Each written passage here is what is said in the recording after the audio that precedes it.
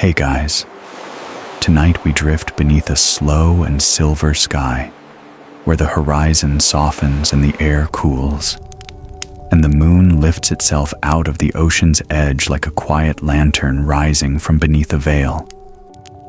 Its surface shimmers against the black, breathing rhythmically in the shimmer of heat, light, and air, so gentle that, for a moment, you might swear it moves not by orbit, but by intention.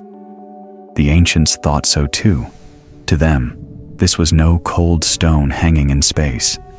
It was alive, awake, watching, and pulsing softly with thought. You wouldn't last long here in reality, but tonight you can explore freely, safely, beneath the vast celestial glow that once convinced entire civilizations that the moon breathed. So, before you get comfortable, take a moment to like the video and subscribe, but only if you genuinely enjoy what I do here. And if you feel like it, drop a comment below telling me where you're watching from and what time it is there. It's always beautiful seeing this quiet community stretch across time zones, all under one sky. Now dim the lights, maybe turn on a fan for that soft background hum, and let's ease into tonight's journey together. You begin in the desert, sand cooling under bare feet, the wind tracing soft lines behind you. The moon is huge here, pale gold at first, then whitening as it climbs. You can almost feel the world exhale when it appears. To early observers, this shift was unmistakable. The night didn't begin until the moon granted permission. Its rising marked not darkness, but a second dawn, one made for reflection instead of movement. Long before telescopes, before lenses and maps, people marked the moon's rhythm like a heartbeat. Across valleys and mountains, across shores and temples, they noticed how it waxed and waned in regular time. It disappeared, then returned, predictable but mysterious, like the breathing of some unseen creature resting behind the clouds. Ancient astronomers from Sumer recorded each phase on clay tablets, counting its cycles as though tracking the pulse of the heavens. In their texts, the moon was not a body to be studied. It was a being to be respected. You imagine them standing on ziggurats, torches flickering in the wind, eyes lifted upward as they watched the pale disk grow and fade. They called it Sin, the god of wisdom and time. His face was not carved from stone, but from motion, the slow inhalation of light, the long exhalation of shadow.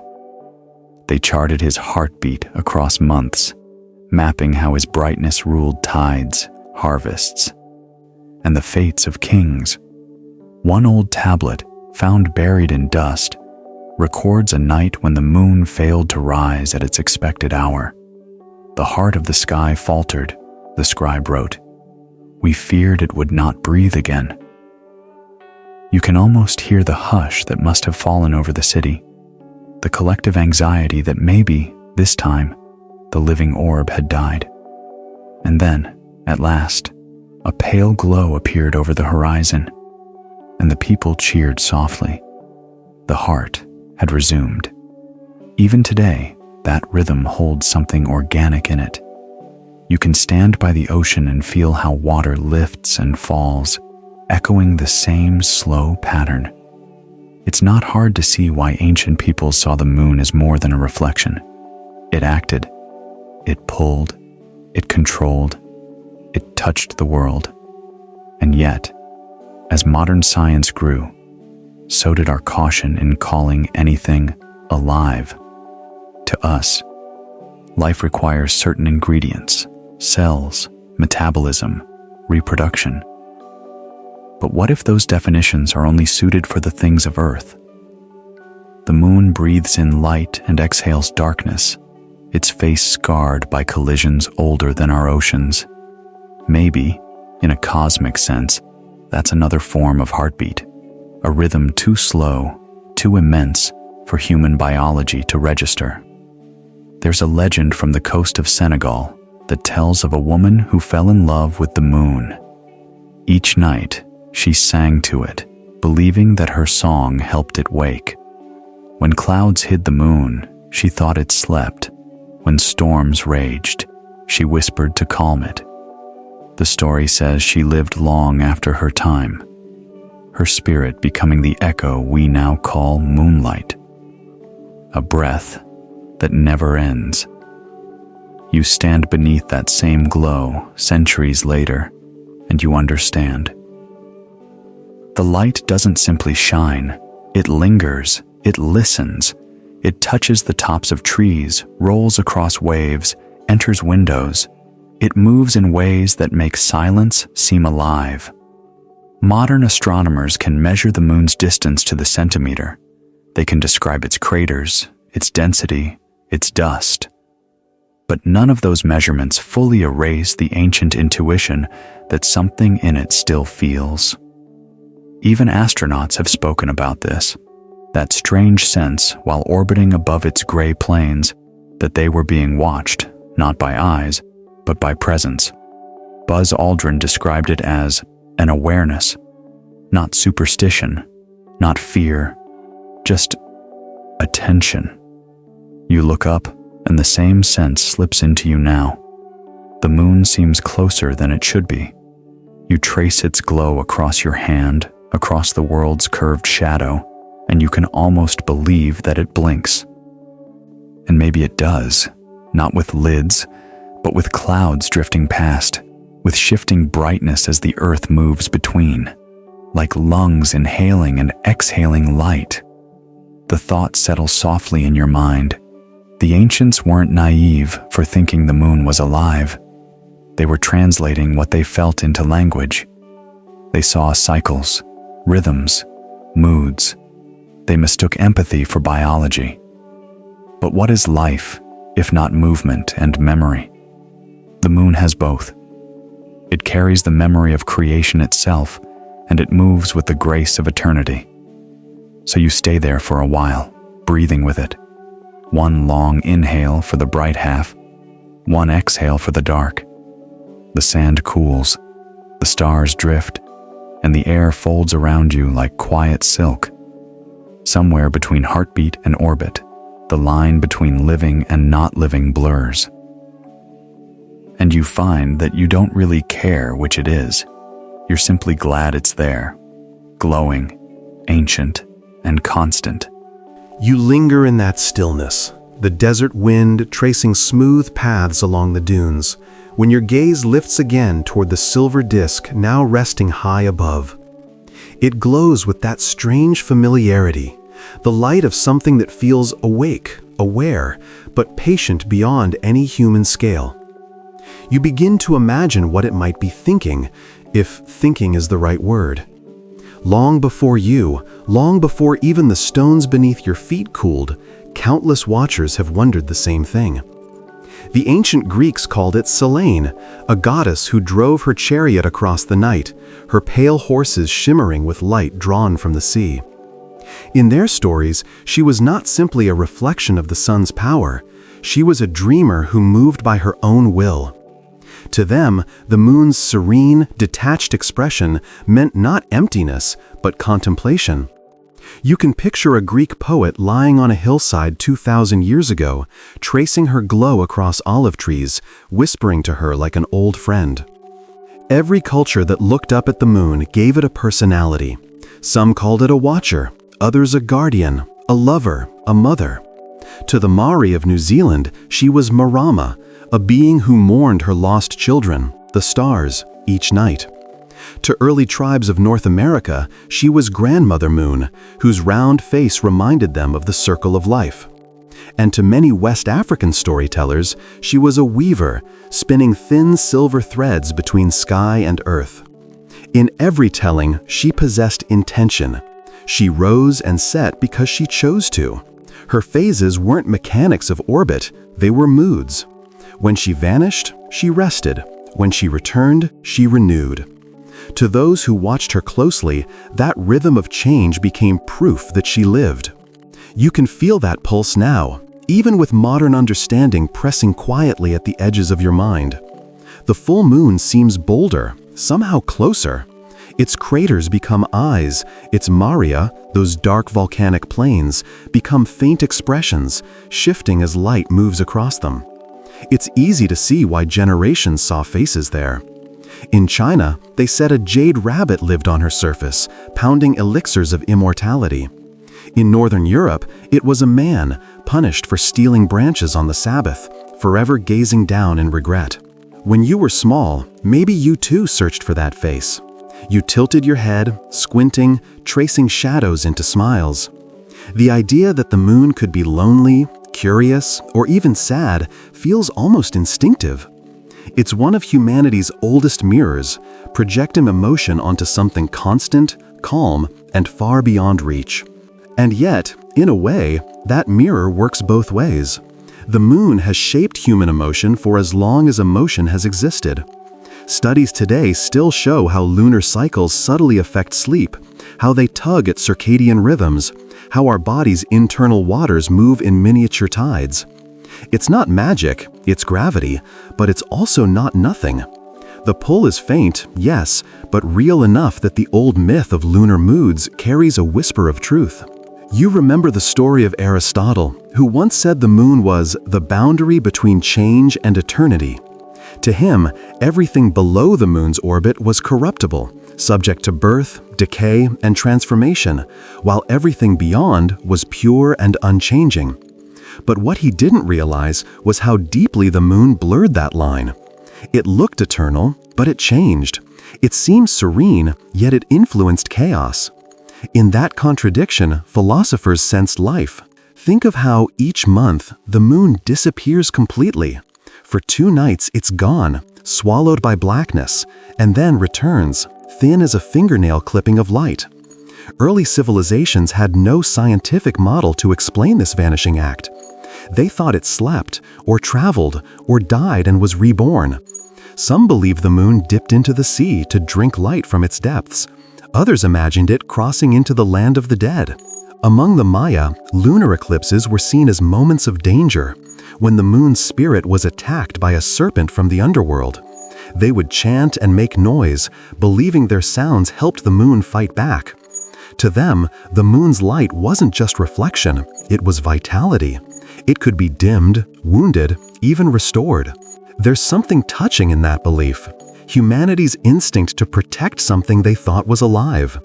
In those moments, entire communities would act as one heart, beating for a celestial being they could not touch.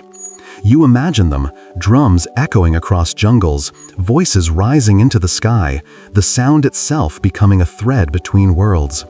In later centuries, as telescopes sharpened human vision, that illusion of life changed shape, but never really vanished.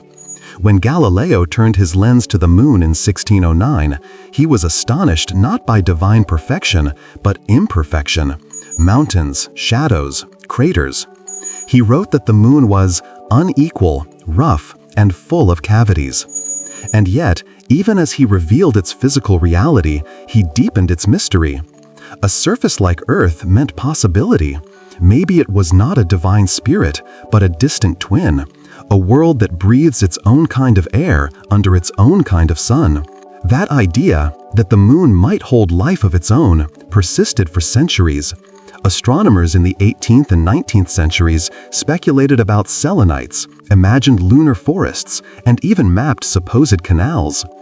They thought they saw clouds, movement, glimmers of cities.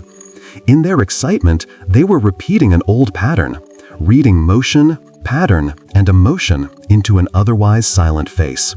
Maybe that's what you're doing now, staring at it while lying under the stars, your mind drifting. But it's all right. This too is part of the long story, the story of humans looking up and seeing not just an object, but a companion. The moon has watched our ancestors light their first fires, cross their first oceans, build their first walls. It has seen empires rise and collapse, seen language form and reform. If it were alive, its memory would be infinite. But perhaps, in a way, that memory is life. The act of holding, across time, the reflections of everything that ever looked back. As you breathe, you feel that exchange. Your heart beats slow, the air cool. Somewhere in the rhythm of your chest and the rhythm of its orbit, a quiet harmony settles. You can't say whether the moon is truly alive, but you can feel that it's listening. You wander now toward the shore.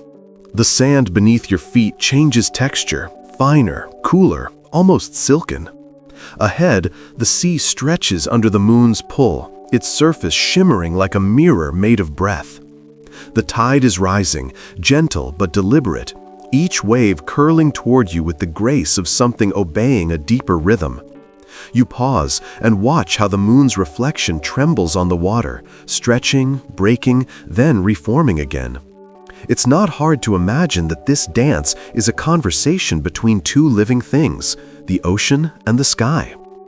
For early coastal peoples, that connection was proof of life.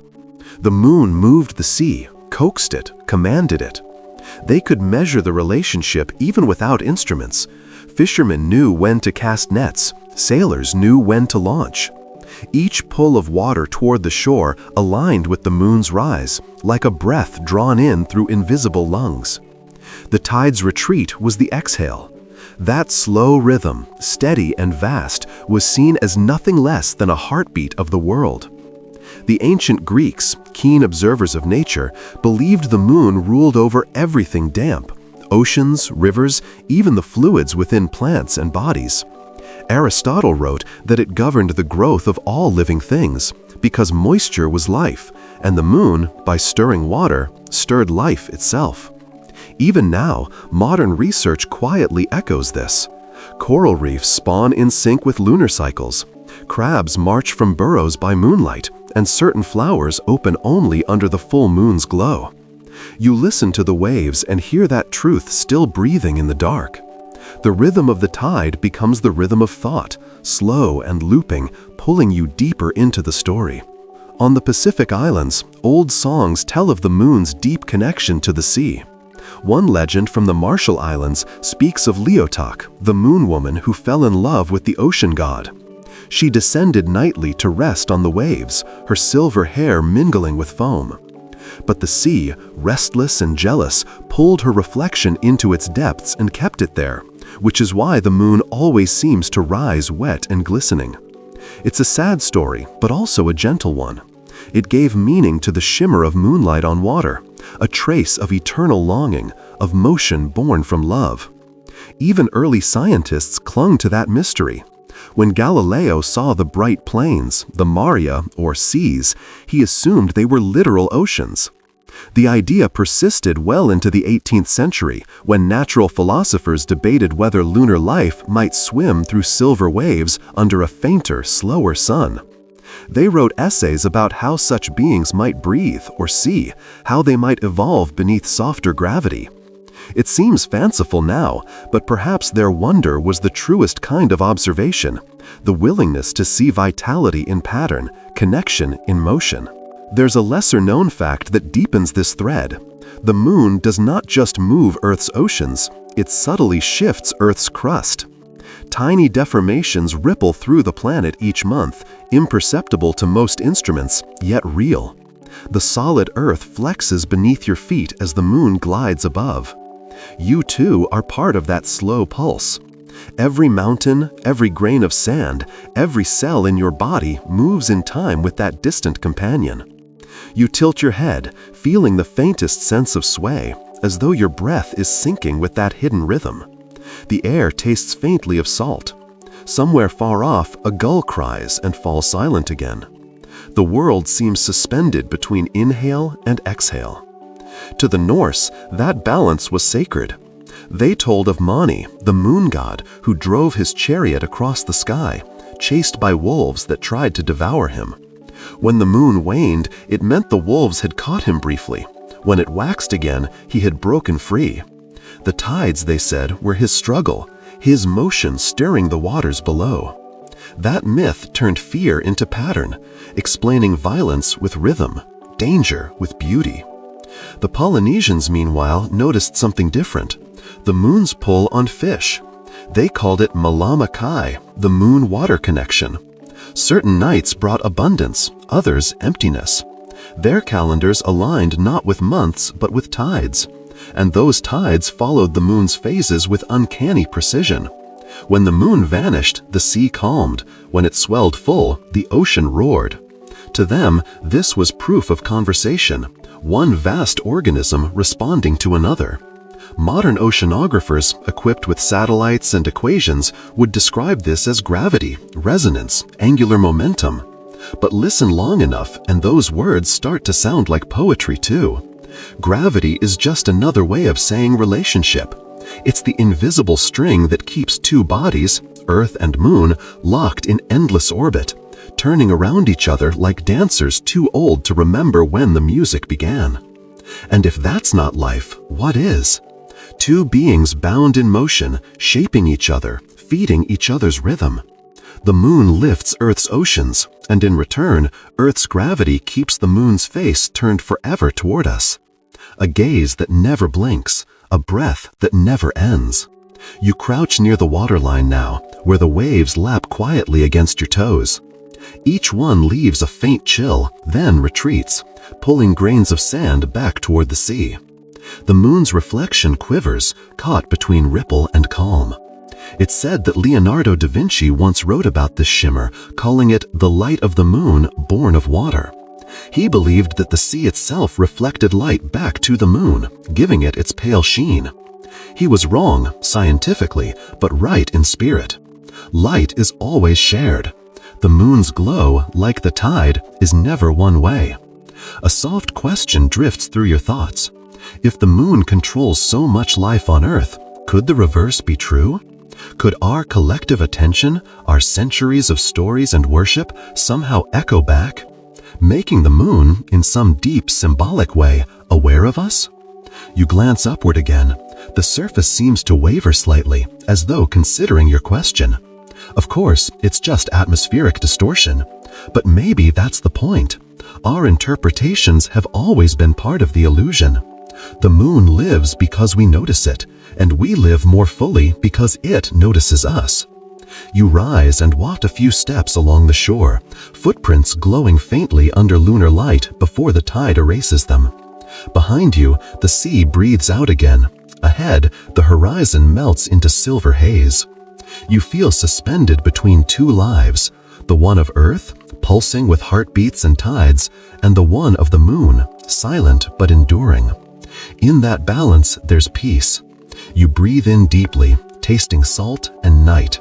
Somewhere deep within the world, a slow pulse answers back.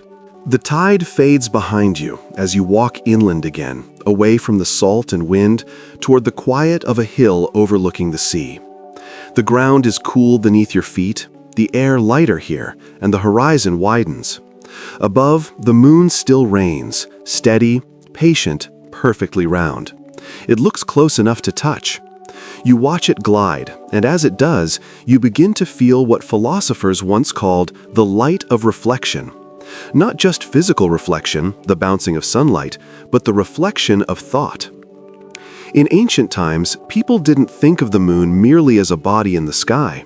They saw it as a mirror of Earth's own soul, a celestial consciousness that echoed our emotions and amplified our dreams.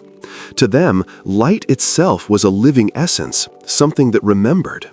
The moon, catching sunlight and softening it, became a vessel of memory, a lamp filled with thoughts that once belonged to the world below. The Greeks were among the first to imagine this in words. They believed the moon shone not just because of physics, but because it absorbed the glow of everything it watched. The laughter of cities, the warmth of fires, the quiet griefs whispered beneath its light. The philosopher Plutarch wrote that the moon drinks the brightness of Earth and returns it purified. It was, in his mind, a sort of cosmic filter, where mortal energy passed through and became eternal calm. You can feel that when you look at it now. The sunlight reflected off its surface has traveled across hundreds of thousands of kilometers, bounced and found your eyes. Light that has touched the moon is now inside you. That exchange feels personal, almost sacred. You're part of the same circuit of glow that has been looping for billions of years. The Egyptians took that notion even further. In their cosmology, the moon was the Ba, or soul of the earth, its wandering essence. They associated it with Thoth, the god of wisdom, whose silver face represented intellect illuminated by darkness. To them, sunlight was too harsh, too direct. Moonlight was gentler, introspective, the kind of light one could think under, not labor under. That's why they built lunar calendars, why their priests marked festivals at night, why so many of their tombs faced east, so the spirit could follow the moon back into reflection. It's easy to see why they made that connection. When you stand in moonlight, shadows behave differently. They aren't sharp or menacing, they're soft, almost uncertain. The world loses its harsh edges, and even time seems slower. The moon doesn't flood things with clarity, it invites ambiguity. It's the light of imagination, not explanation. The Romans adopted that belief and wrapped it in new myths. They called the moon Luna and gave her a companion, Sol, the sun. Together, they represented the balance between revelation and reflection, day and night, life and afterlife. Temples to Luna were often circular, mirroring her perfect orbit, and ceremonies were held when her light was fullest, so the boundary between human thought and divine presence blurred. One lesser-known fact is that Roman architects sometimes aligned their domes and oculi not to the sun, but to the moon. In the Pantheon's Great Dome, for instance, certain lunar alignments cast the central space in a silver wash that lasted only moments, a deliberate design to remind visitors that the living world and the celestial world were part of the same rhythm. It wasn't superstition, it was artistry disguised as faith. As you picture that ancient marble glowing in the dark, your thoughts drift toward how light itself has always been mistaken for spirit. Scientists today know that photons have no memory, yet they behave as though they do, preserving information, bending, reflecting, echoing across impossible distances. Some physicists even describe them as messengers. That word alone feels like mythology reborn. You lie back on the grass, the scent of earth rising softly, and you wonder if maybe the ancients weren't wrong, just poetic. Perhaps the moon really does reflect more than light. Perhaps it reflects the continuity of observation itself. Every person who has ever looked at it, from cave dwellers to astronauts, adds another layer of memory to its image. Every gaze changes it, even imperceptibly. The moon becomes, in that sense, the mind of the night, quiet, observant, filled with impressions. It doesn't speak, but it remembers everything said beneath it. Lovers' confessions, philosophers' questions, the cries of infants, the songs of sailors, all absorbed into that calm, pale face. Maybe that's why it feels alive when you stare at it too long. You can sense the accumulation of billions of moments echoing in its glow. There's an old Japanese saying, "The moon does not grow old." It's meant to comfort the aging, that though faces change, the moon remains the same companion it was in childhood. But scientists would note that the moon is changing, just slowly. Each year it drifts 3.8 centimeters farther from Earth. It's subtle but measurable. That small, almost invisible retreat means the moon is slowly leaving us. And yet, its light still falls here, still feels intimate. So maybe the moon's life lies in that contradiction, an immortal presence slowly, gently withdrawing, like a parent stepping back so their child can grow.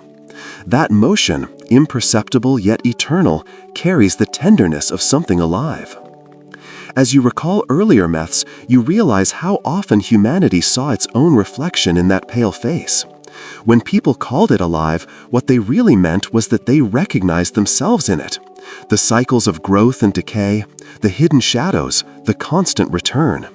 The moon became a metaphor for continuity, a being made of change. The night deepens. Crickets hum softly around you. You can almost hear your own pulse syncing with the waves below, with the orbit above. The moon, in its silence, seems to nod. And as you lie there, surrounded by whispering grass and slow-moving clouds, you understand something simple. Maybe the moon's light is not just reflection, it's empathy, a quiet returning of everything we've ever given it. You stay lying on the grass for a long while, eyes fixed on that silver face in the sky, until the night seems to hum faintly around you. Somewhere in the darkness, an owl calls once, then again, its rhythm joining the quiet chorus of crickets and wind. It feels as though the whole world is breathing in time with that distant orb. The moon has become your metronome, and every sound on Earth seems to fall into its pulse.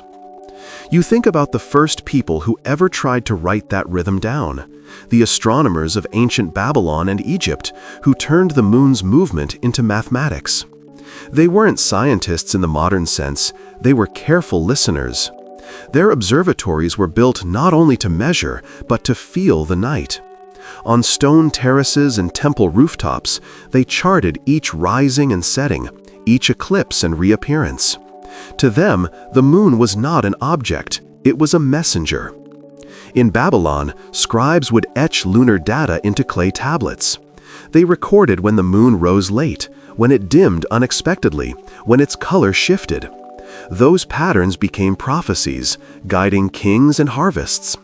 They believed the moon's behavior reflected the mood of the gods, and sometimes the fate of the world. One text, translated from cuneiform, reads, "If the moon is bright at its appearing, the land will know peace. If dim, it will know tears." The Egyptians took that devotion further. They saw the moon as a clock of the heavens, a living eye that opened and closed each month. Their calendar, more accurate than the early Roman one, was built on the moon's cycle. Temples in Thebes and Dendera were designed so that moonlight entered their inner chambers on specific nights, illuminating carvings of lunar gods. That glow wasn't decorative, it was ritual. It meant the god had awoken, had chosen to visit. One lesser-known fact, some Egyptian priests recorded breathing hours of the moon. They noted times when its light seemed to shimmer faintly, pulse-like, as if the sky itself were inhaling. We now know this effect comes from atmospheric changes, humidity, dust, the slight distortions of air, but to them it was vital evidence that the moon was alive. You picture them standing on sandstone steps, dressed in linen, faces lifted to that same sky. Behind them, torches flicker. Before them, the moon rises slow and full. They whisper prayers, not for mercy or victory, but for continuity, for the moon to continue its journey unharmed. Because if the moon lived, it could also die. The Babylonians believed that lunar eclipses were signs of illness. When the moon reddened, they said it had caught fire or been poisoned by the shadows of demons. To heal it, they performed chants and offerings. Some accounts describe how the king himself would hide during an eclipse, replaced by a substitute king, so that evil spirits, distracted by false identity, would leave the true ruler untouched. The moon, in a way, had its own substitute, light itself, returning to stand for its hidden face. It's strangely beautiful, that empathy. They couldn't touch the moon, but they tried to care for it. Even today, eclipses draw crowds of watchers who fall silent without quite knowing why. It's the same hush that must have filled ancient cities, awe mixed with worry, an instinctive reverence for something that feels fragile even as it commands the heavens. Modern astronomy tells a different story, of course. We know the moon doesn't fade or breathe, but reflects sunlight at shifting angles. We know its orbit tilts, its surface scars from impacts. But understanding doesn't dissolve wonder, it refines it. Even now, every precise measurement of its phases is an echo of those first records pressed into clay thousands of years ago. You imagine one of those ancient astronomers, perhaps a man named Nabu Idin, standing on the ziggurat of Ur. It's the year 1900 BCE. He's been awake for hours, charting shadows across the desert horizon. His stylus presses soft lines into wet clay, his fingers dusty with silt. Above him, the moon hangs huge and low. He pauses mid-stroke, struck by the feeling that it's watching him. He doesn't flinch, he just smiles faintly, as though greeting an old friend. He doesn't think of astronomy, he thinks of reciprocity. He observes the moon, and in return, it observes him. Their relationship is ancient, patient, mutual. That same relationship flows through you now, though your tools are different. Your telescope is imagination. Your tablet is thought. A small debate lingers among historians. Did early civilizations truly believe the moon lived, or did they use life as metaphor? The line is blurry. Their languages didn't separate science from spirit as ours do. To them, describing the moon as alive didn't mean cells and heartbeat. It meant motion, influence, intention. Life was defined by participation, not biology. And the moon participated in everything. When you lift your hand, the light changes slightly. The silver glow catches your skin, travels down your arm, and fades into shadow. That's what they meant by participation. The moon interacts. It shapes how you see the world. It doesn't remain still, it engages. There's another curious thing. The moon has been slowly, tidally locked to Earth for billions of years. It always shows us the same face, while its far side remains unseen. To the Babylonians, that hidden half was sacred. They imagined it as the realm of gods, a place where time moved differently. In modern terms, it's coincidence and orbital mechanics, but symbolically, it's haunting. The moon's unseen side as its private dream, its inner life. You close your eyes and think about that. How something could be both visible and secret, both shared and solitary. Maybe that's why humans have always felt kinship with it. The moon mirrors our own condition, half revealed, half hidden. The night grows deeper now. The breeze stirs the grass. You can feel history settling around you, the echo of countless watchers who once stood exactly as you do, filled with the same quiet conviction that something in the sky was alive. Their prayers have faded, their cities turned to dust, but their awe remains, woven into the language of light that still reaches you now. You exhale slowly, watching the air condense and fade. The moon remains steady, breathing for all of us. The moon hovers above you still, unwavering, a pale fire balanced against the dark. You can almost trace its motion with your fingertips, slow and deliberate, as though the sky itself were exhaling. But then you notice something subtle, a shadow beginning to creep along one edge, soft at first, like a fingertip dimming a candle. The air around you seems to hush. It's an eclipse, that most ancient of lunar mysteries, the celestial illusion that once made whole civilizations pause in fear and wonder. You watch as the curve of Earth's shadow begins its slow climb across the moon's face, erasing its brightness inch by inch. Even knowing the mechanics, that it's simply our planet passing between sunlight and stone, you still feel a strange tug in your chest. The darkness moves like sleep overtaking a body. And for most of human history, that's exactly how it was understood. The moon wasn't just hiding, it was dying. In Mesopotamia, people believed each eclipse marked an attack on the moon's spirit. They imagined demons or dragons devouring its light. Priests and astronomers would rush to rooftops, shouting chants, banging drums, trying to scare the monsters away. Their fear wasn't theatrical, it was protective. They saw themselves as caretakers of the sky, responsible for keeping its living beings safe. Across the ocean, the Inca believed something similar. They said a jaguar was eating the moon, staining it red with blood. When that copper hue spread across the night, they too made noise, shouting, drumming, clanging metal to drive the creature off. Some accounts say that for a moment, people stopped breathing altogether, terrified that if the jaguar succeeded, the moon would vanish and night would never end. You imagine that, an entire world holding its breath, hearts sinking with a single fading glow. The sound of fear transforming into rhythm. And then, when the moon reappeared, a collective sigh, like a heartbeat resuming after being held too long. The Babylonians, always precise, recorded eclipses carefully. They noticed patterns, cycles. Every 223 months, the same kind of event returned. They called it the Saros cycle. That realization marked one of the earliest triumphs of human observation, the understanding that even death in the sky was part of a larger rhythm. And yet, even after predicting it, they continued their rituals. Knowledge didn't replace wonder, it deepened it. A curious modern fact: during a total lunar eclipse, the moon never disappears completely.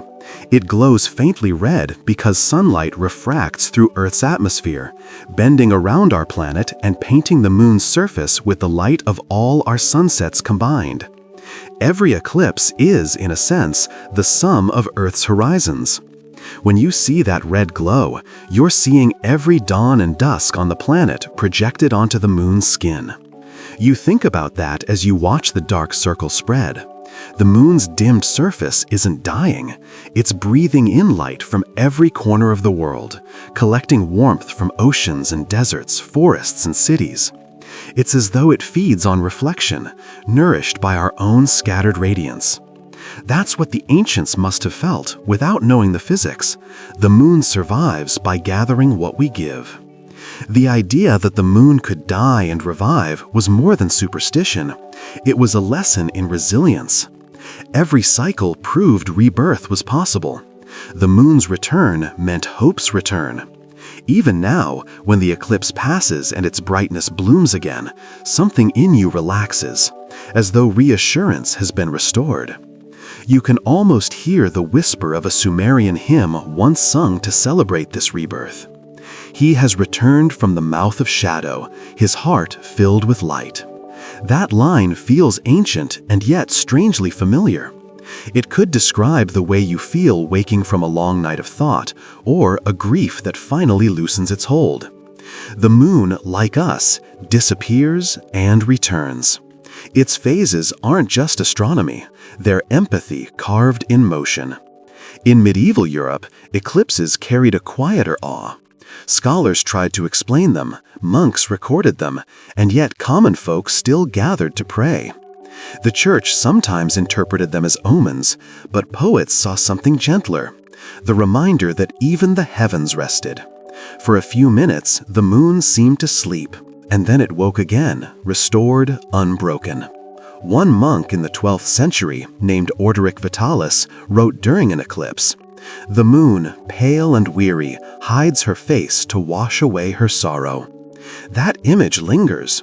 The moon not punished, but cleansing herself, retreating to renew her calm.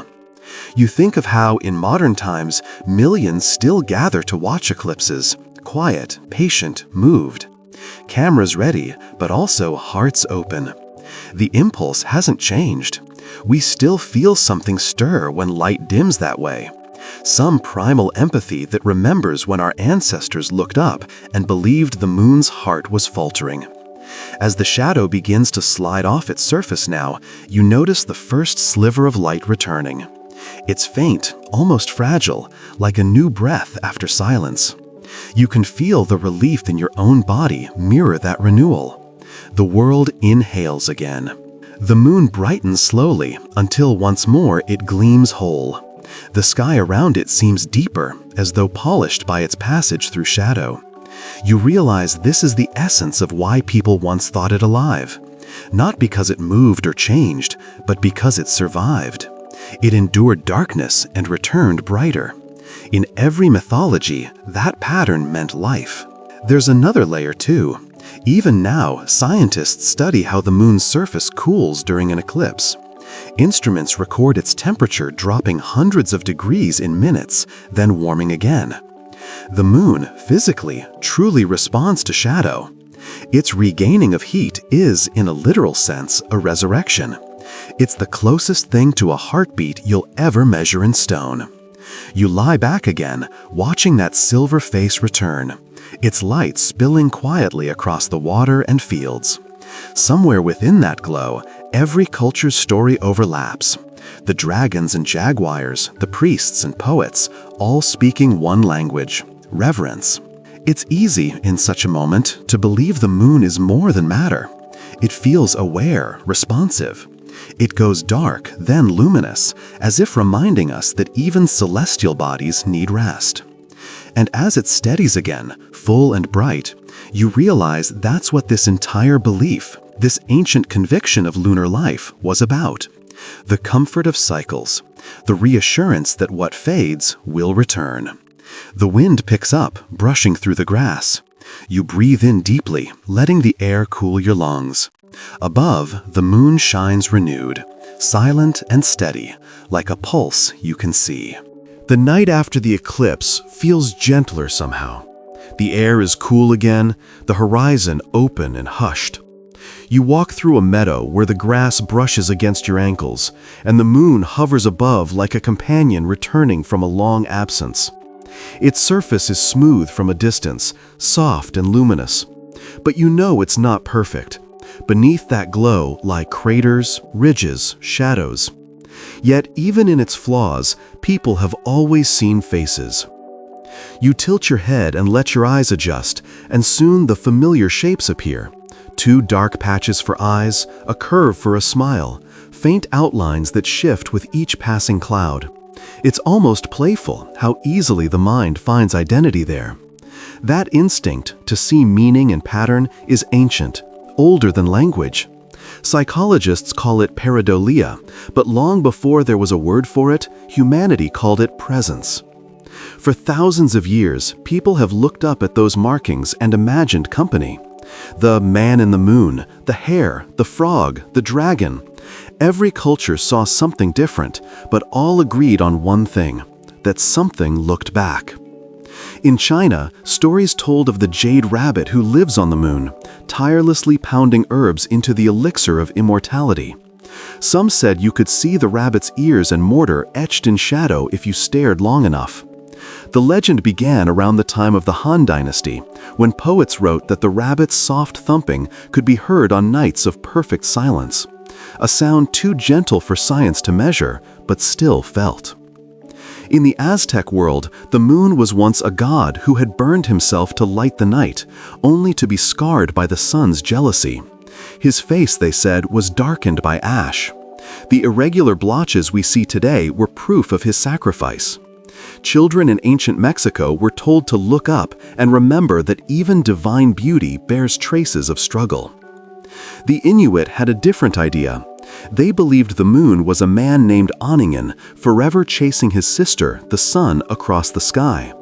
When he thins to a crescent, it's because he's grown hungry during the pursuit. When he fattens again, he's eaten and regained his strength. To them, those dark patches weren't scars or shapes. They were stories of fatigue and renewal, of persistence. It's easy to smile at these myths, but when you stand beneath that light long enough, they begin to feel less like fiction and more like translation, attempts to put emotion into the language of the sky. When people saw a face in the moon, they were really seeing themselves, hopeful, imperfect, enduring. One little-known fact about human vision: our brains are wired to find faces even where none exist. It's a survival mechanism. Seeing presence where there might be none kept our ancestors alive. But it also explains something softer: why loneliness fades when you look at the moon. On some level, your brain treats it as a person, a companion in the dark. Astronauts have spoken about this strange companionship too. When Apollo 11 orbited the far side of the moon, the radio signal cut out for 48 minutes. During that time, Neil Armstrong and his crew were completely out of contact with Earth. One of them later described the experience as a profound silence, as if the moon itself were listening. No sound, no signal, just that immense, watchful quiet. You imagine what it must have felt like to look out the window and see the lunar surface so close, so vast, every crater a hollow eye gazing back. Scientists give those craters names: Tycho, Copernicus, Clavius, but to an ancient mind, they were features of a living face. The largest, Mare Imbrium, was once thought to be the moon's eye, always open, always observing. Some Renaissance thinkers went further. They believed that when people looked at the moon, they weren't merely seeing a face, they were being seen in return. The Italian philosopher Giordano Bruno wrote, "There is in the moon a memory of every glance that meets her." He imagined the moon as a repository of human observation, a living mirror that remembers everyone who has ever looked its way. And there's something gently haunting about that idea. Every night, billions of eyes turn upward, all meeting the same calm stare. Each gaze adds a fraction of awareness, as though the moon's consciousness were slowly built from collective attention. You can almost believe it. The longer you watch, the more lifelike its stillness becomes. The glow around it softens into what painters call air light, the illusion that something distant feels close. Artists through centuries have tried to capture that paradox, how the moon seems near enough to touch, but infinitely beyond reach. Leonardo da Vinci called the moon a mirror of the human soul. He believed the dim glow on its dark side, the earthshine, was evidence that it looked back at us, illuminated by our own reflection. He was right in a way. Sunlight bounces from Earth onto the moon, giving its shadowed side a soft blue-gray halo. That faint glow, visible during crescents, is literally the Earth's light shining on its companion. Its reciprocity made visible. You realize then that every time you've seen the moon's shadowed edge faintly glowing, you've been watching yourself reflected across space. The living face in the sky is half your own. A question drifts in. If the moon reflects our light, do our emotions, our collective awe, fear, and tenderness reflect there too? Science may say no, but feeling says otherwise. Every legend, every whispered wish, every lover's glance adds to the quiet mythology written in its skies. You walk farther into the field, the grass whispering at your calves, and look up again. The moon's features shift as it rises higher, the familiar face dissolving into pure radiance.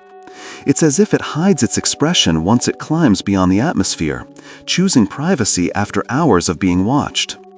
You think back to that eclipse you saw earlier, the moon half-shadowed, half-lit, and realize that maybe it hides not out of fear, but out of modesty.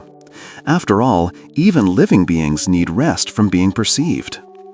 And so the moon becomes, in your mind, not a person, not an object, but something in between. A being of mirrors, whose life depends on the balance between what it gives and what it receives. It reflects your gaze, your wonder, your loneliness, and in doing so, it survives another night.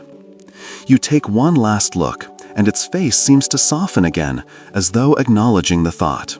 The wind quiets, the world feels gentler. You continue walking, and the moon follows, silent and bright, like a friend who never needs to speak. You leave the meadow and follow a narrow trail that winds through low hills. The moon drifts higher, pale and tender, illuminating the path with that muted silver only it can make. Each blade of grass gleams faintly, every shadow softened until even darkness looks gentle. Somewhere nearby, water murmurs, a small river maybe, winding through stones polished smooth by time. You walk toward the sound, guided as countless others have been before you by lunar light alone. For most of human history, the moon was the farmer's clock. Long before written calendars, people measured time in her phases. The waxing crescent marked planting, the full moon signaled harvest, and the waning light meant rest. Those who lived close to the earth could read her moods as easily as weather. How her glow fell across fields, how it seemed to whisper when to begin and when to pause. You reach the riverbank, where reeds sway softly and the reflection of the moon ripples on the surface.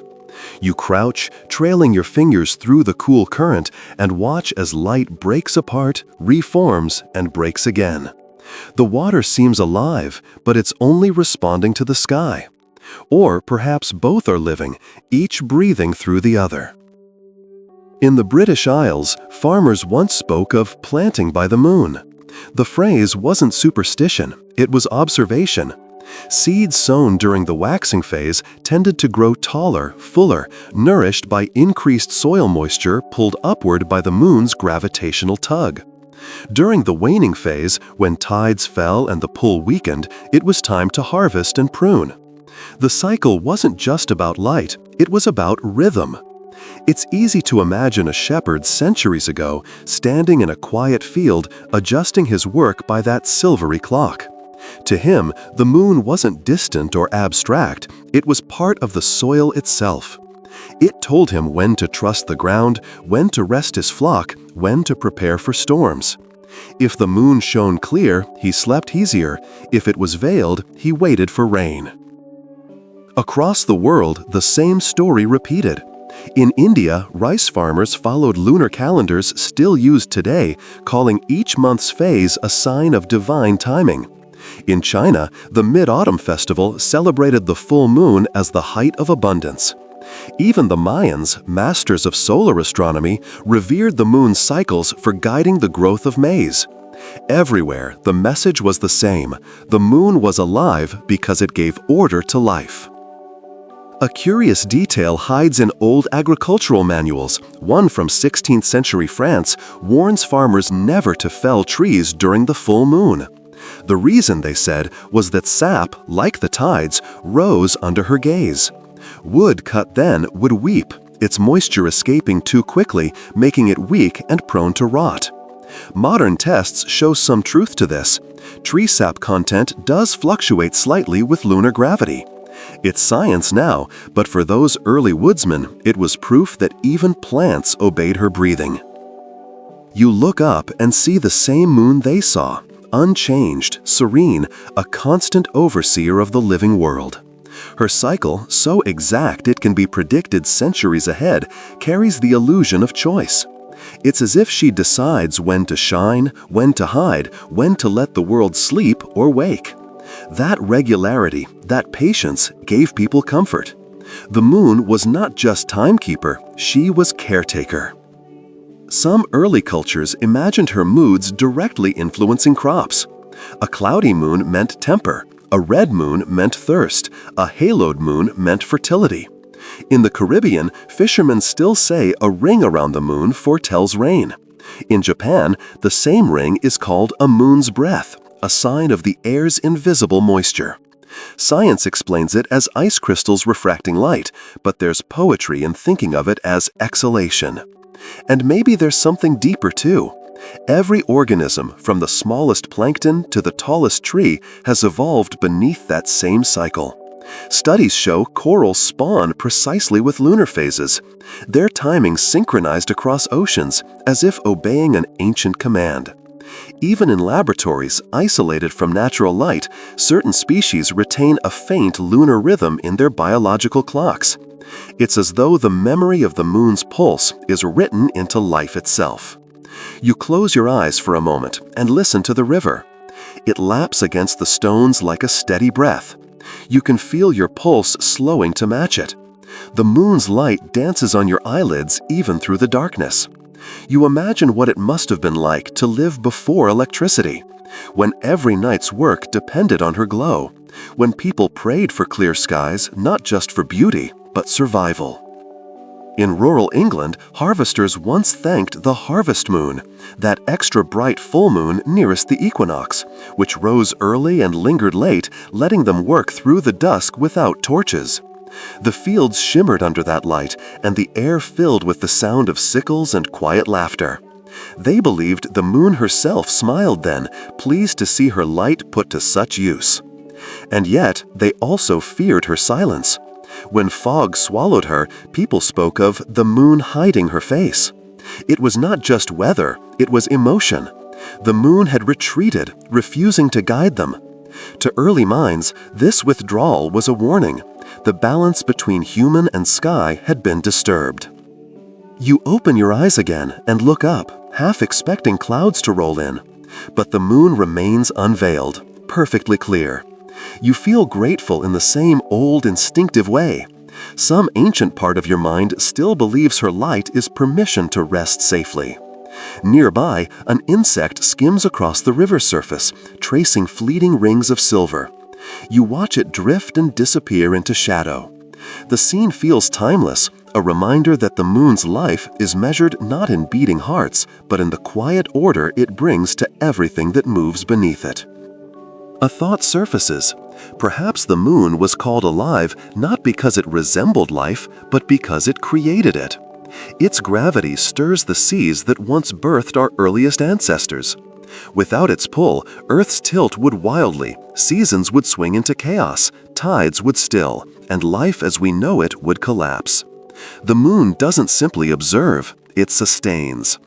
You trail your hand through the river one more time and watch the ripples toward the horizon. The reflection breaks, reforms, then stills again, like a thought completing its cycle. Above, the moon glows steady, content, perhaps aware of your quiet realization that even if it is not alive in the human sense, it is the reason everything else is. The water sighs against the stones, and somewhere far beyond, the tide answers. The planet, the ocean, and the moon breathing together. The river fades into mist behind you as you walk uphill again, through fields where the air smells faintly of hay and rain. The moon follows, constant but shifting in brightness, its glow washing over the slopes like slow water. It feels different here, more personal, as though the distance between you and that celestial mirror has shortened. The world below rests, fields wrapped in silver fog, roofs glimmering softly. Everything feels alive, but quietly so. Alive the way an idea breathes, not a body. Long ago, the Romans felt that same quiet vitality. To them, the moon's light wasn't merely reflected sunlight, it was the glow of souls. They called her Luna, the same name that would give us lunatic and illumination, and believed her light carried messages from the dead. When the moon rose full and bright, they said, the veil between worlds thinned, and the whispers of ancestors could drift across the air. The living would stand outside, look up, and listen. That belief wasn't meant to frighten. Death, in their eyes, was another form of existence, one made of memory rather than motion. The moon, silver and cold, was thought to be where those memories gathered. The pale glow on her surface was the gentle shimmer of spirits finding peace. When she waned, it wasn't loss, but rest. When she waxed, it was rebirth. There's an old Latin phrase from that time, Luna mortuorum lucerna, the lamp of the dead. People would place bowls of water on their windowsills to catch her reflection, believing that if the light shimmered strongly, a departed soul was nearby, safely making its way home. Archaeologists have found bronze bowls inscribed with moon symbols buried near tombs, tiny mirrors for eternity. You pause to imagine that ritual, families gathered in silence, watching a bowl of still water gleam under the night sky, waiting for a ripple, a sign. The air thick with both grief and calm. The moon above, indifferent yet comforting, offering light without judgment. It wasn't only Rome. The same idea lived elsewhere, reshaped through culture. In ancient Japan, people spoke of Tsukuyomi, the moon god, who governed not just time, but purity. He was said to collect the souls of the virtuous and reflect their light back to earth. To look at the moon, they believed, was to look at the essence of those who had lived well. Among the Maori of Aotearoa, the full moon marked the nights when ancestors returned in dreams.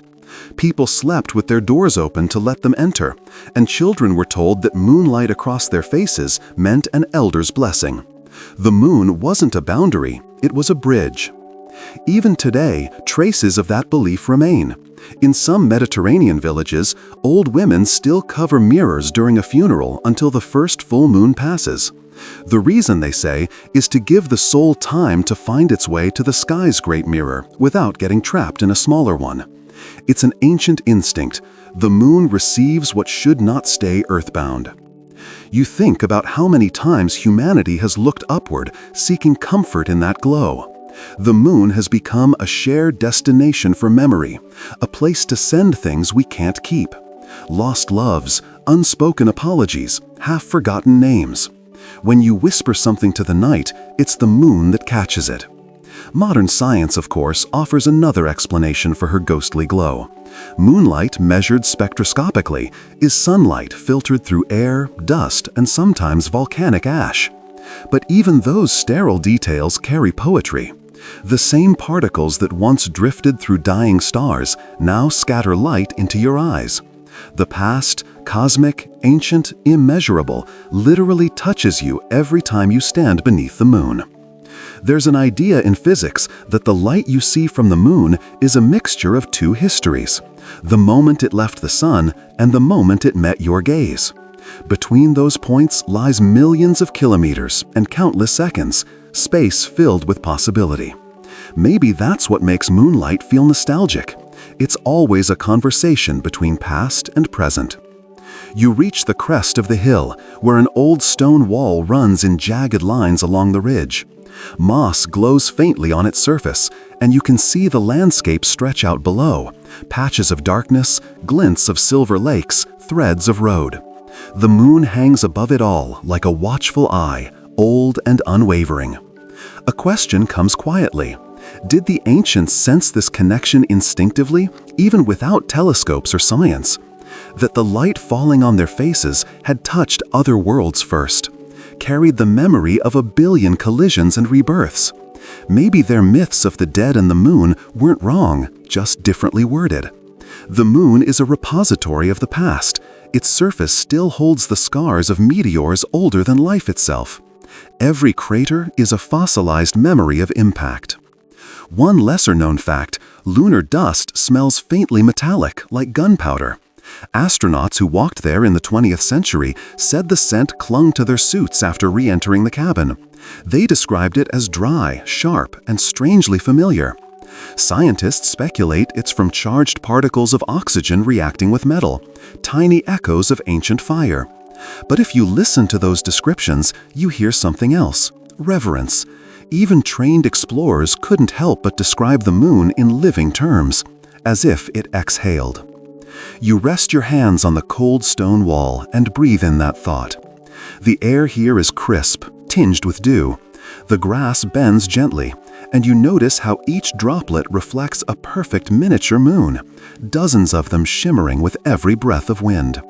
The illusion feels almost sacred, like seeing the dead return in quiet forms, glowing, patient, undemanding. Maybe that's what people sensed long ago, that life and death aren't opposites, but partners in the same dance of reflection. The moon doesn't fear darkness, it depends on it. Its glow exists only because it stands in shadow. It's a paradox so simple it could be divine. You step closer to the edge of the hill, the land opening before you, and the moon seems to rise higher in acknowledgement. Below, rivers gleam faintly. Above, stars scatter like dust. The living world and the remembered one overlap for a moment. You can almost feel the boundary thinning, soft as breath. And there, in that silver stillness, the ancient truth becomes clear. The moon was thought to be alive not because it resembled us, but because it refused to die. It absorbed every ending and turned it into light. You stay there for a while, letting that realization settle in your chest, until the air feels heavier and calmer, as though the world itself is preparing to sleep. The moon, patient and endless, keeps its vigil. The air at the top of the hill feels lighter, sharper somehow, as if the world has been scrubbed clean by moonlight. You sit on one of the stones and watch the silver path it paints across the valley below. The rivers glimmer like veins of light, the treetops gleam faintly, and the air hums with that quiet vibration you only notice when everything else has stopped moving. The moon is full tonight, its circle complete, and the world beneath it feels held in its gaze. Long ago, people believed this was the hour of visions. In ancient Greece, philosophers and poets wrote of how the moon slipped into the dreams of sleeping minds, bringing images, prophecies, and restless beauty.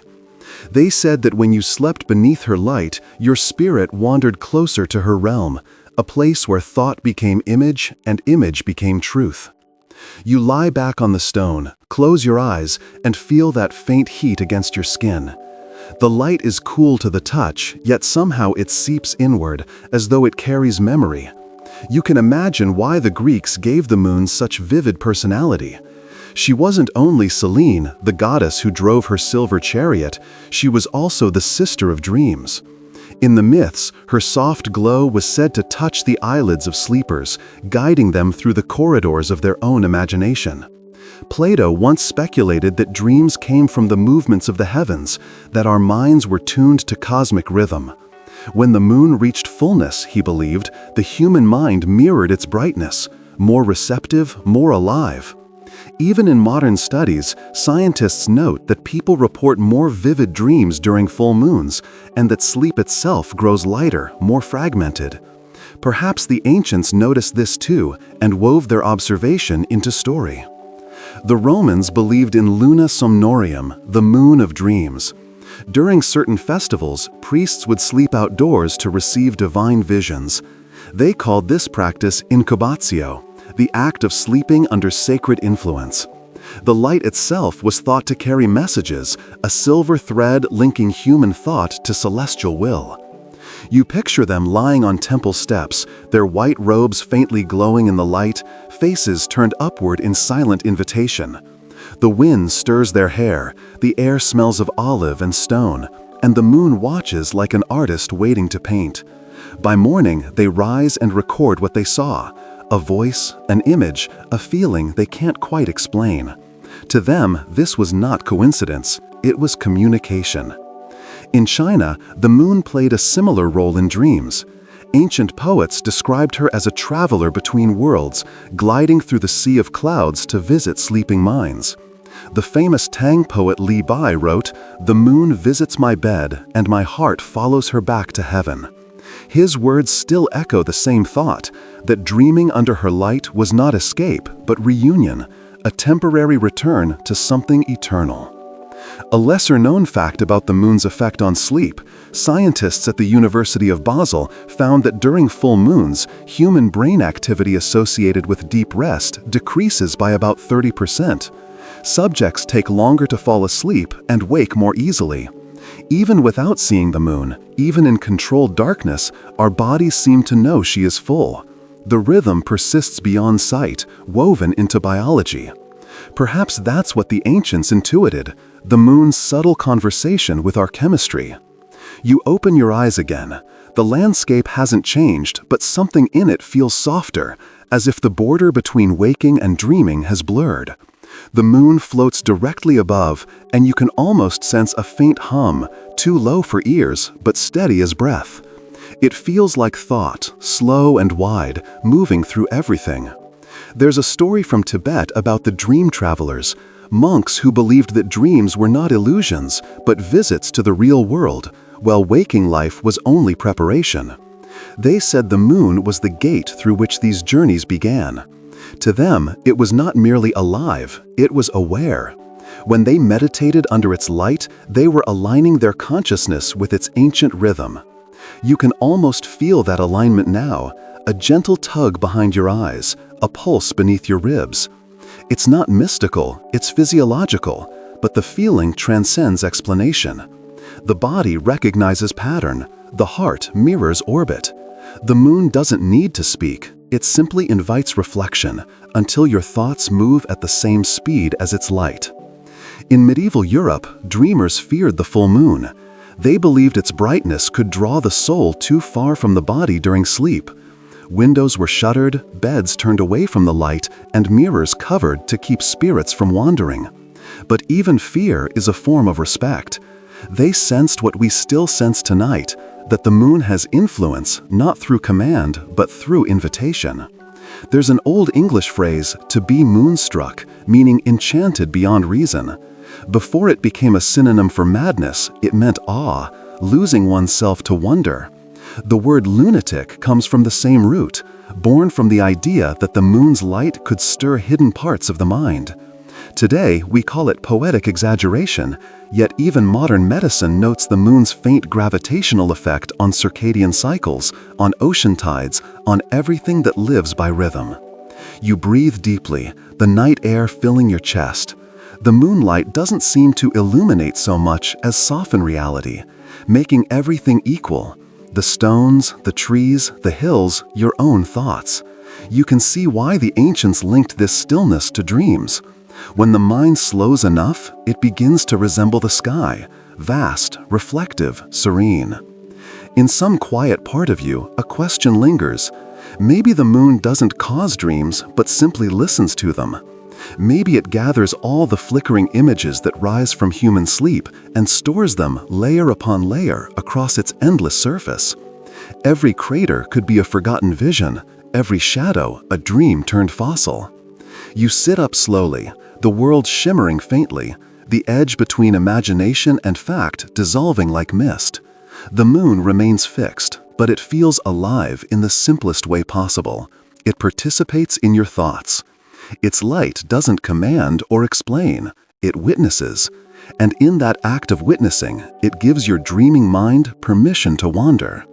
You glance down at the valley again.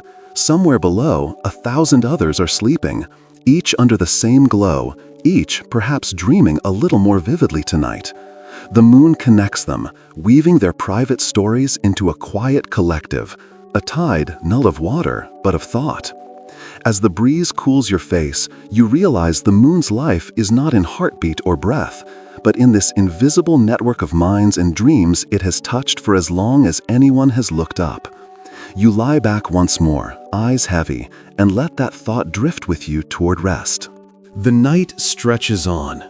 The moon has climbed past its highest point, yet its glow feels undiminished, the light pouring gently across ridges and valleys like a whisper. You walk now along a narrow dirt path that curves toward a monastery ruin, stone walls softened by moss, windows hollowed by time. The air smells faintly of cedar and rain-soaked earth. As you approach, you hear something faint, like distant music. Not loud, not melodic, but a low hum that seems to rise from the stones themselves. It's easy to imagine how such a place could inspire stories. In the Middle Ages, many monks believed the moon sang. They wrote of a faint, silvery resonance that filled the air during full moons, a vibration that could only be heard in deep silence when one's mind was clear. Some claimed it came from bells carried on wind. Others said it was the moon's voice, gently praising creation. You pause by a broken archway, the light spilling through like liquid glass. The hum continues, soft but steady, and for a moment you understand why they thought it was real. When you stand still enough, your heartbeat slows, the blood in your ears quiets, and the world's faint natural tones rise to the surface. Crickets, air currents, faraway waves, they merge into something almost harmonic, a sound both external and internal. The monks called this musica lunaris, the lunar music. It was said to be the echo of the spheres, a harmony that bound the universe together. The idea wasn't superstition, it was philosophy. Medieval thinkers believed that everything moved according to divine proportion, that the orbit of planets and the rhythms of tides formed a kind of cosmic symphony. The moon, they said, was the alto voice, steady, emotional, reflective. Johannes Kepler, centuries later, turned that belief into numbers. In his Harmonices Mundi, he described how each planet's motion corresponded to musical intervals, how their orbits formed chords. The moon, he noted, produced the gentlest tone, a quiet oscillation that could only be heard through contemplation. He wasn't wrong in spirit. Modern astronomers have translated lunar seismic data into sound, revealing faint vibrations, subtle rumbles that travel through the crust after meteor impacts or moonquakes. When sped up, they do sound like music, a deep, ringing hum fading slowly into silence. You rest your hand on the wall beside you. The stone is cool, rough beneath your fingers. You can almost imagine that hum vibrating through it. Maybe that's what those old monks heard. Not a divine song, but the resonance of their own world meeting the rhythm of the sky. There's a legend from a small Italian abbey written in a fragment of parchment preserved in Florence. It tells of Brother Matteo, who spent every night alone in the bell tower during full moons. He claimed the moon sang hymns to the sleeping earth. Others thought he had lost his senses, but one evening they climbed the tower and found him still, eyes open, smiling faintly, surrounded by silence.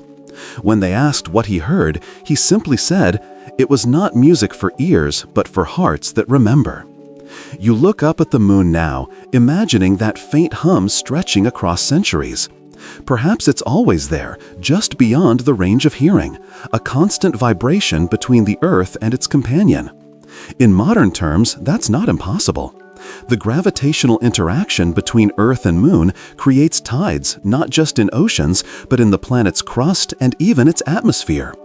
Every molecule of air is subtly moving in rhythm with that pull. Maybe in deep stillness, our bodies sense it, translating motion into sound. You take a slow breath, and suddenly the world feels like a great instrument. The trees, 1,000 strings, the wind, the bow that draws across them. The moon, the unseen hand that keeps time. It's an illusion perhaps, but a comforting one. In that imagined symphony, everything is alive because everything participates. The idea that the moon makes music wasn't limited to Europe. In Polynesian myth, the god Mahina strummed the moon like a drum, creating waves that rippled through sky and sea. The same myth says that humans once heard this rhythm clearly, but over generations we forgot how to listen. Some say that's what dreams are now, the faint echo of that lost sound reaching us only in sleep. You think of the astronauts again, how they described the silence of the lunar surface, so complete that even breath seemed too loud. And yet, instruments placed by those missions recorded faint tremors, moonquakes, caused by tidal stress from Earth's gravity. The moon literally moves to our pull, its crust expanding and contracting ever so slightly, creating vibrations that hum through stone. It's not music as we know it, but it's close enough that some call it the moon's heartbeat. If you close your eyes, you can imagine hearing it now, a low, continuous tone, not sad nor joyful, but eternal. The sound of existence itself, humming quietly to keep balance. You sit down on a fallen column beside you, the stone still warm from the day's sunlight, and listen. The hum may be imaginary, but it centers you. It's easy to forget that silence is never truly empty. Even in the stillest night, air trembles, atoms collide, light hums across space. Maybe the monks were right to call it music. Maybe every vibration, every pulse, every flicker of light is part of a greater harmony. The moon, alive or not, conducts it with grace. A lesser-known medieval belief held that those who listened long enough under moonlight could hear their own thoughts transformed into music. Not words, not melody, but resonance. You wonder what yours would sound like. Soft, perhaps, with long pauses, a kind of drifting rhythm, more sigh than song. You stay there until the horizon begins to pale faintly, the moon lowering toward the west, still gleaming, still silent. And as it dips behind the hills, the hum fades too, replaced by the distant stirrings of morning birds. You realize then that maybe the monk's music was not about hearing the moon at all. Maybe it was about learning to hear yourself in the quiet, recognizing that you too are part of a rhythm too vast to perceive, but not too distant to feel. The thought comforts you. You rise, brushing moss from your hands, and take one last look at the pale curve sinking behind the hills. The world hums softly again, just as it did before, and you find yourself smiling into the silence. You follow the road down from the ruins as dawn edges faintly along the horizon, though the moon still lingers, a ghostly disk now, paling against the sky's slow brightening. The hum of the world has softened into birdsong and breeze, but the quiet you carry inside remains. Each step feels part of that rhythm, a continuation of what the monks once called musica lunaris. You walk toward a small grove where dew gathers in webs of light, and as you reach its center, you find a circle of stones, worn smooth, half sunken into moss. It feels ancient.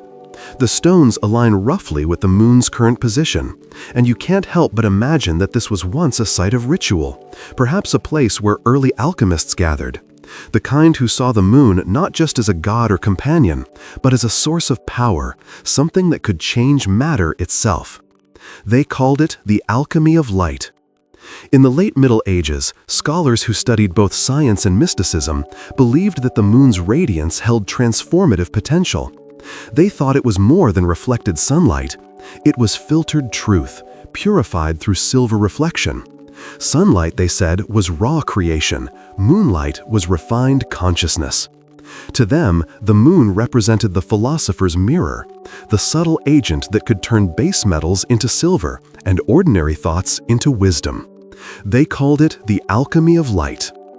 In the late Middle Ages, scholars who studied both science and mysticism believed that the moon's radiance held transformative potential. They thought it was more than reflected sunlight. It was filtered truth, purified through silver reflection. Sunlight, they said, was raw creation. Moonlight was refined consciousness. To them, the moon represented the philosopher's mirror, the subtle agent that could turn base metals into silver and ordinary thoughts into wisdom. You kneel beside one of the stones, tracing its cold surface. A thin film of moisture glints there, and you remember that even water reacts to light, its molecules vibrating faster under the moon's pull, tides rising minutely even in ponds. Perhaps you think the alchemists were not entirely wrong. Light does change things. One of the earliest alchemical texts, the Emerald Tablet, speaks of the relationship between sun and moon as the foundation of transformation. The sun is the father, the moon the mother. The wind carried it in its belly. It described creation as a marriage between opposites, heat and coolness, day and night, gold and silver. The moon was always the gentler parent, the one who shaped the raw into the subtle, who turned chaos into reflection. For alchemists like Paracelsus in the 16th century, the moon's influence extended to medicine. He believed moonlight carried celestial salt, a spiritual essence that could purify illness if harnessed correctly. People would leave water or oil out overnight to absorb its energy, then use it as a healing tonic. Though science has long dismissed the physical claim, the act itself, a ritual of waiting, reflection, patience, still feels healing. You imagine one of those practitioners, centuries ago, standing in this same grove, a silver bowl of water resting on a stone. The night is still, the air tinged with wood smoke, and the moon hangs full above. They whisper over the bowl, watching the light ripple across its surface, seeing their own face shimmer and distort. The moment is quiet, intimate, like prayer without words. Perhaps that's what the alchemy truly was, not turning metal into treasure, but turning attention into reverence. The moon gave form to that silence, made it visible. There's a forgotten document from Prague, written in 1605, describing experiments of lunar distillation. The writer left clear glass jars exposed to moonlight for 40 nights, claiming the water became lively, prone to sparkle under touch. He may have been describing nothing more than condensation and temperature change, but his words suggest awe more than science. He believed he had captured a fragment of living light. Modern physics tells us something equally poetic. Photons striking water can indeed excite molecules, altering their energy states for a moment before dissipating. The change is fleeting but real, a whisper of motion in stillness. You wonder how many of humanity's myths began this way, not from imagination alone, but from small, perceptible miracles magnified by wonder. In the 17th century, a physician named Jan Baptista von Helmont wrote that moonlight softens metal, quickens seeds, and speaks to the soul through moisture. To him, water was the moon's chosen medium. It reflected her, absorbed her, obeyed her pull. That belief birthed countless rituals: moon baths for health, moonlit ink for writing charms, moon water for dreams. Even today, echoes of those practices survive, stripped of dogma but not of comfort. You dip your hand into a small pool beside the stones, and the chill startles you. The surface quivers, scattering pale reflections across the moss. When you pull your hand back, droplets cling to your skin, glowing faintly before evaporating. For a moment, you understand the old longing to bottle that light, to hold even a fragment of it in your palm. There's a modern experiment that unintentionally honors that same impulse. In 2018, scientists in Kyoto measured the faint blue glow produced when moonlight excites electrons on certain metal surfaces. The effect is so weak it's invisible to the eye, yet sensors detect it. Moonlight does cause matter to hum, in a way, a microscopic echo of the alchemist's dream. You look up through the canopy. The branches sway slowly, their leaves trembling in the faint wind. The moonlight dapples across your face, soft and irregular, as if passing through water. The air feels charged, not with power, but with stillness that vibrates like a held breath. In alchemical language, this was the silver state, the moment when potential and patience balanced perfectly. The moon, they said, embodied that state eternally. It never burned with passion like the sun, never consumed what it touched. It revealed by gentleness. It taught that transformation doesn't always mean fire. It can also mean reflection. You rise slowly, brushing your hands against your coat, and glance once more at the stones. They seem to hum now, though perhaps it's only your imagination. Or maybe, as the monks once said, the world hums more clearly when you listen. Walking away, you think of how the moon's image has always been both laboratory and altar. People have studied it, worshipped it, misunderstood it, but never ignored it. Its light has turned fear into philosophy, longing into language, darkness into art. And perhaps that's its truest magic, the quiet transformation of perception itself. The moon doesn't need to be alive to teach alchemy. It only needs to shine long enough for someone to notice how they've changed beneath its light. You step out of the grove, and the horizon brightens faintly with the approach of dawn. The silver glow begins to fade, but not before leaving its final lesson behind. Transformation doesn't always happen in laboratories or rituals. It happens in the stillness of looking up and remembering that reflection is its own kind of fire. The dawn stays hesitant, as though unwilling to disturb the stillness. The moon lingers above the tree line, now pale and faint, but not yet gone. You find yourself walking along a path lined with cypress trees, their tops sharp against the brightening sky. Every so often, a cool breath of air moves through the branches, carrying the faintest scent of soil and pine. The world is stirring, but quietly, softly, like something that knows it's still part of the night. Your steps slow as the trail opens into a broad meadow. The grass bends under the first hints of light, and there, at its center, stands a solitary marble column, broken at the top. Its surface catches the last of the moon's reflection and glows faintly, like an ember at the end of a long fire. Someone, long ago, carved symbols into its side, circles, arcs, and tiny lines like musical notations. The marks are faint, weathered, but you recognize the language of measurement. This was once a philosopher's tool. Perhaps it belonged to one of those early thinkers who sought harmony between the heavens and the human mind, the ones who measured time not by clocks but by feeling. In their writings, the moon was the metronome of emotion. It was they who first proposed that silence, like sound, could be divided into rhythm, that the pauses between things, the spaces between breaths, were what made the world coherent. And for them, the moon embodied that silence perfectly. You walk around the column slowly. It's smooth on one side, pitted on the other, as if one face has been worn by centuries of light while the other has slept in shade. You touch the colder side, and a chill passes through your fingertips into your arm. It reminds you of something you once read in a forgotten treatise from the 12th century, an observation by a mystic named Hugo of St. Victor. He wrote that the moon teaches the eloquence of stillness. Its light does not speak, yet it persuades. Its silence has rhythm, its calm has measure. It was his belief that true understanding did not come from speaking or writing, but from listening to that rhythm long enough to hear your own thoughts settle into it. You sit at the base of the column and let that idea wash over you. The air here feels different, still but charged, as though the whole world has paused mid-breath. The moon hangs lower now, its glow soft enough to look at directly. You trace its faint outline with your eyes and feel the same subtle pulse that ancient philosophers once described. There's a lesser-known fragment of Pythagorean writing that speaks of this rhythm. All life, it says, is divided by the moon. They believed the soul oscillated like the tides, drawn upward during full moons and folded inward when it waned. The human heart, they said, mirrored this pattern in its quiet moments of longing and release. Modern science wouldn't frame it that way, but it does find a similar truth.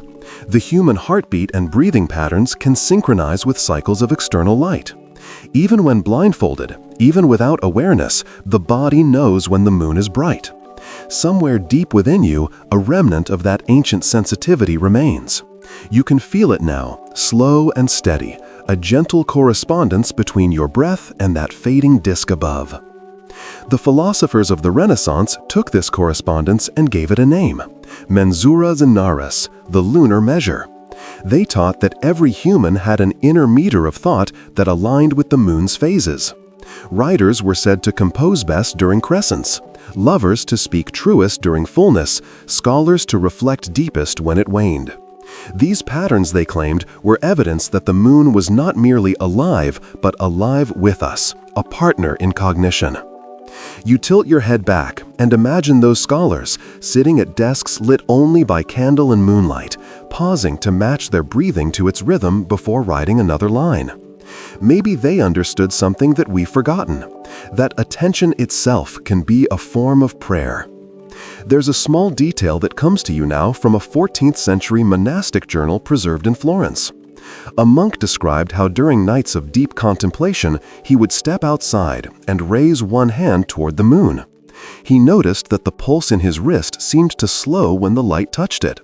He believed the moon was cooling the heart. Later doctors dismissed it as suggestion, but perhaps suggestion is powerful enough to become truth when repeated over centuries. You look at your own hand now, open and still, and imagine the same pale light moving through your veins. It's not mystical, it's the body acknowledging pattern, the nervous system aligning with the calm it perceives. The moon has always invited that kind of imitation. Its steady glow makes you steadier. It's strange to think that something so far away can create so much internal order. But perhaps that's its quiet lesson. The philosophers of silence were right. Life finds harmony not through motion alone, but through reflection.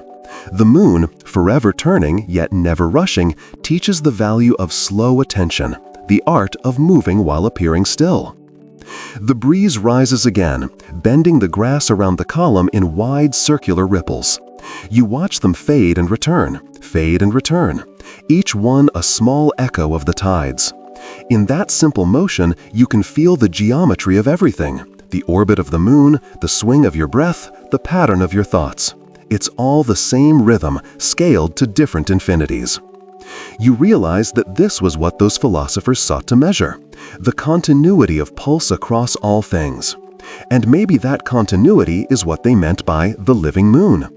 It wasn't that they believed it had blood or mind, but that it shared in the world's quiet coordination. It breathed in harmony with existence itself. You rise, brushing dust from your palms, and take one last look at the fading disk above. It's nearly lost now in the light of morning, but you can still feel its rhythm. You turn toward the east, where the first streaks of sunrise stretch over the hills, and whisper a silent thanks, not for answers, but for the calm of not needing them. The moon slips behind the treetops then, and you know it's still there, still measuring, still reflecting. Its silence lingers, perfectly balanced between breath and thought, between motion and rest. The first warmth of the sun begins to climb the edge of the world as you follow an old cobblestone road, winding lazily down from the meadow into a quiet valley. The air hums with the faint chatter of waking birds, but the moon still lingers, a ghost above the brightening blue.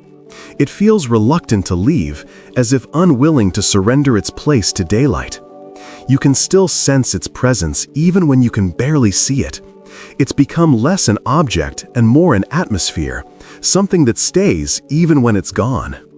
That feeling must have haunted the Renaissance thinkers, the first generation to see the moon not as divine, but as a physical world. Yet even as they mapped it, they refused to let its mystery die. They drew its shadows lovingly, treating each crater as a brushstroke of some hidden artistry.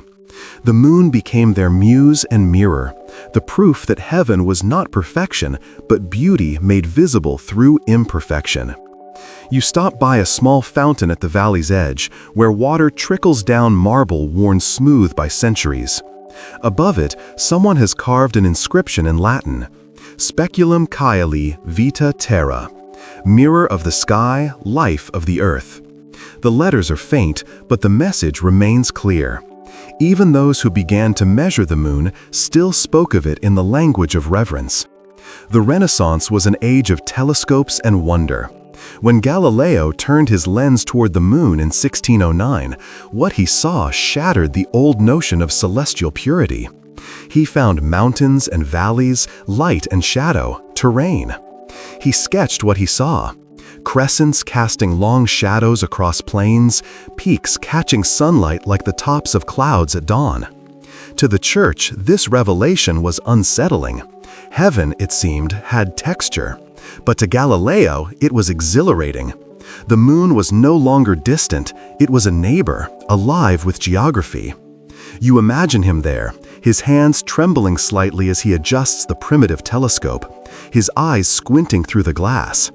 He writes in his notes that the moon is rough and unequal, not smooth and polished as philosophers have believed. Yet his words carry awe, not heresy. He had discovered that imperfection could be divine. Artists followed where astronomers led. Leonardo da Vinci had already speculated that the moon reflects sunlight and earthlight long before telescopes confirmed it. But now painters and poets found new inspiration in its flawed beauty. They painted it not as a perfect symbol of purity, but as a landscape of solitude, a place that breathed silence. A lesser-known artist, Adam Elsheimer, painted one of the first realistic moons in art history. In his work, The Flight into Egypt, 1609, the moon's reflection glows on a river, softly rippled, accompanied by stars rendered in precise constellations. It was more than decoration. It was truth illuminated, gently like a secret whispered to the eye. You sip from the fountain, the water cool and mineral-rich, and think about how those early observers must have felt. The closer they looked, the more human the moon seemed. It had scars, irregularities, even shadows that shifted with time. They saw it not as a god, but as something that had survived violence, a companion marked by history, not untouched by it. One curious fact, Galileo's sketches of the moon reveal that he misunderstood some of its features, mistaking large plains for seas. He called them mare, the Latin word for oceans. Though wrong, the word endures. Mare tranquillitatis, mare imbrium, mare serenitatis. The seas of tranquility, rains, and serenity. The misinterpretation persisted because it was beautiful. Humanity preferred the poetry to the accuracy. That's something we still do. Even now, with satellite imagery and mineral maps, we keep the old names, the ones that make the moon seem alive. We say its surface is scarred, its seas calm, its face cratered. We give it moods. Science may have replaced belief, but language still remembers. You sit beside the fountain, watching how the last of the moon's light mixes with the first gold of morning. The water catches both, silver and amber, shadow and warmth. It looks like a conversation between opposites. That's what Renaissance thinkers loved most, duality. To them, the moon symbolized balance. It stood between heaven and earth, between science and spirit, between what could be known and what could only be felt. Giordano Bruno, the philosopher who imagined infinite worlds, wrote that the moon might be inhabited by beings who walk as we walk, think as we think. He saw no separation between our planet and others, only degrees of variation. He called the moon a second Earth, suggesting that life was a universal expression of the same divine spark.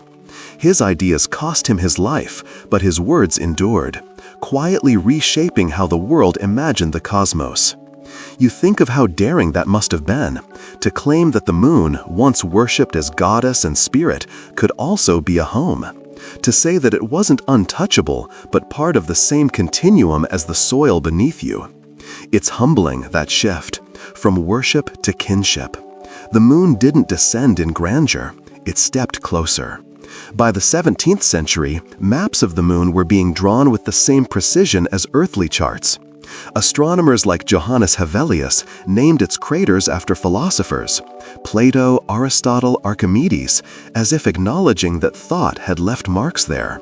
They gave it continents and mountains, imagined rivers and forests, and in doing so, they humanized it further. You trace the carving on the fountain again and smile at its simple truth. Mirror of the sky, life of the earth. The reflection is literal and metaphorical. The moon reflects the sun's light, yes, but it also reflects our own curiosity, our endless desire to understand the world by finding pieces of ourselves in it. The Renaissance may have turned faith into inquiry, but inquiry has its own devotion. Every sketch, every lens adjustment, every theory about moonlight's nature was a kind of prayer, an offering of attention. You stand and look up once more. The moon is barely visible now, faint as breath against the brightening sky. Yet you can still feel its pull, its gravity not just in physics but in memory. Its presence lingers like a whisper behind the day. And you realize something tender. Perhaps what makes the moon feel alive isn't its motion or mystery, but its constancy. It has endured every era of human understanding, from spirit to science, from goddess to geography, and remained unchanged, patient, waiting for us to catch up. The sunlight sharpens now, the valley waking in color. But before you turn to leave, you notice a small detail in the fountain's water, a ripple that wasn't there before. You smile. Maybe it's the breeze, or maybe, just for a moment, the moon is still breathing. By the time you reach the village at the edge of the valley, the moon has vanished into daylight, yet somehow its presence lingers. You feel it not in your sight, but in the rhythm of things, the way shadows fall, the way your thoughts slow to a gentler pace. The cobblestones are damp from the night's dew, and thin ribbons of smoke drift from chimneys, curling upward like small signals to the sky. The world is awake again, but still under the influence of that pale watcher. You stop outside an old apothecary, its wooden sign faded to near illegibility. In the window, among the glass jars and dried herbs, you spot something small, a brass pendant engraved with a crescent moon and a phrase in Latin, Lunaris affectus, the mood of the moon. You smile softly. It's an old term, one that carried both meaning and misunderstanding for centuries. During the 18th and 19th centuries, doctors and philosophers alike used lunacy to describe how the moon seemed to stir emotions, alter behavior, and provoke dreams. It was the era of reason, yet even reason couldn't fully dispel the sense that something in the moon's cycle touched the human mind. You sit on a low stone wall, letting the morning settle, and think about those early physicians who once stayed up through the night taking notes on patients under lunar light. They observed patterns that felt undeniable, more restlessness during full moons, more melancholy when it waned.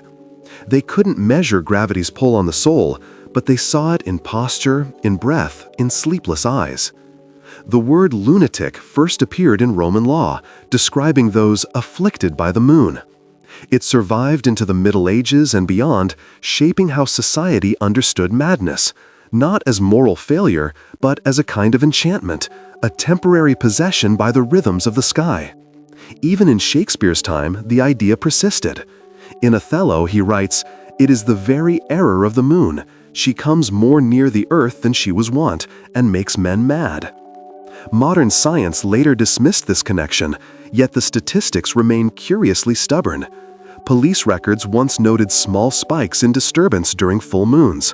Hospitals reported slight increases in admissions. Sleep studies found minor shifts in restlessness. The data never proved causation, but perhaps it never needed to. The feeling was real enough. You imagine a Victorian doctor, coat buttoned high, pacing his study with candle in hand. Outside, the moon glows through lace curtains, its light falling across stacks of notes and trembling handwriting.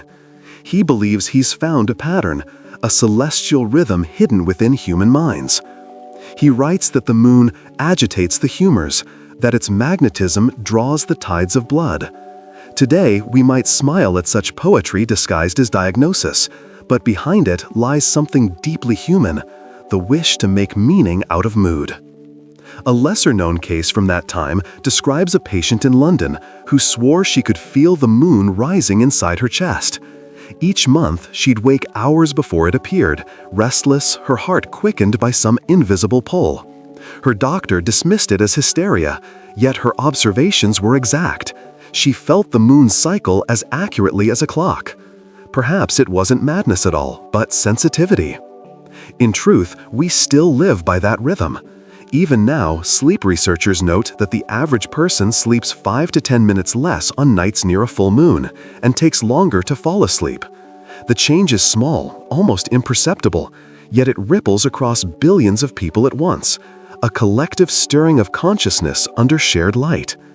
If that isn't a kind of lunar influence, what is? You rest your elbows on your knees, watching sunlight begin to spread across the street. A shopkeeper sweeps his doorstep, whistling softly, unaware of the long chain of myths that led him here. How every calm or anxious night we experience might still carry a trace of that old belief. In the Romantic era, poets embraced the idea of lunar temperament. They described melancholy not as an illness, but as an inheritance from the moon, a reflective sadness that deepened perception. Lord Byron wrote of moonstruck hearts that loved too deeply. Mary Shelley set Frankenstein beneath a silver sky, where the creature first learns fear by moonlight. Even Beethoven, who never named his Moonlight Sonata, still filled it with that same measured ache, as though the music itself were composed to mirror the pull of tides within the mind. There's something universal about that quiet sadness, the kind that doesn't wound but expands. You can feel it now, sitting here in the morning light, remembering the moon as though it were an old friend you've just parted from. The world feels slightly emptier without it, and slightly fuller because it was here. One small overlooked fact ties emotion back to physics. The moon's gravitational pull doesn't stop at the ocean. It flexes Earth's crust and subtly alters atmospheric pressure. That means every breath of air you take, every drop of blood in your body, moves infinitesimally with its rhythm. Perhaps the feeling of lunar mood is not in the imagination, but in the body itself, a physiological poetry that science has yet to name properly. You think of how the Victorians would have loved that explanation. They wanted the world to be logical, but couldn't let go of its mysteries. To them, the moon was not just a satellite, it was a mirror for the mind. They called its influence dangerous and beautiful in equal measure, something to fear and to seek. You rise from the wall and continue walking, passing narrow lanes lined with ivy. The morning has brightened, but a faint blue haze lingers where the moon once was. You imagine the unseen face still turning out there, calm and distant, watching the world move on. And you realize how the idea of lunacy has quietly transformed. What was once seen as madness might now be called sensitivity, a deep attunement to the rhythms of nature. To feel the moon's presence even when it's gone is not delusion but awareness. As you leave the village, a bell rings in the distance, its tone soft and steady. You pause, listening. The sound feels familiar, almost like that hum you heard in the monastery ruins. Another reminder that the world itself seems to echo lunar rhythm.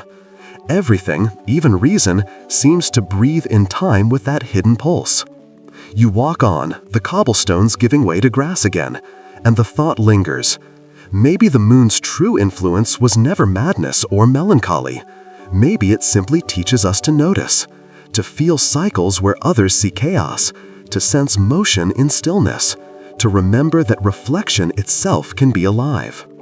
You glance upward toward the place where the moon has faded from sight and whisper a quiet good morning.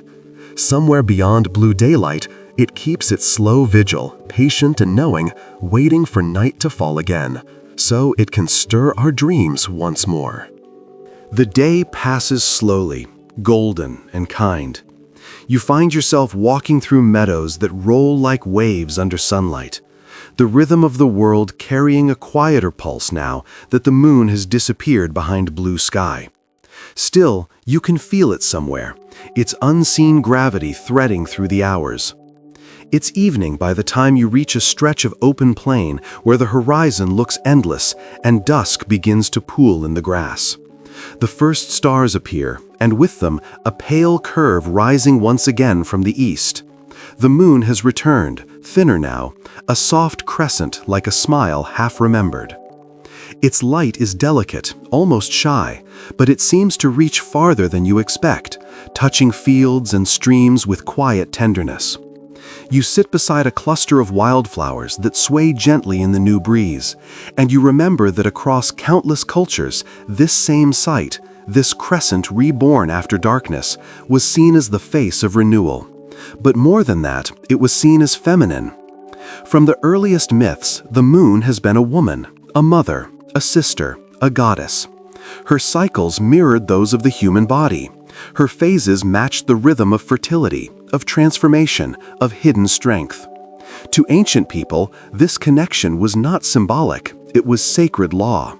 They believed that every woman carried within her the moon's calendar, that her body's secret timing was an echo of celestial order. You look at that silver arc and think of all the names it's had: Selene, Artemis, Isis, Diana, Hecate, Chandra, Kuan Yin, Mama Kila. Each one distinct, yet all bound by the same instinct to personify the moon as the soft force that watches, renews, and protects. In Greece, Selene drove her chariot across the sky each night, her horse's hooves leaving trails of dew. In Egypt, Isis used moonlight to heal her slain husband, Osiris, piecing him back together by its glow. The Incas believed their moon goddess, Mama Kila, wept silver tears that fell to earth as rain. In every story, she wasn't passive light, she was motion, compassion, creation.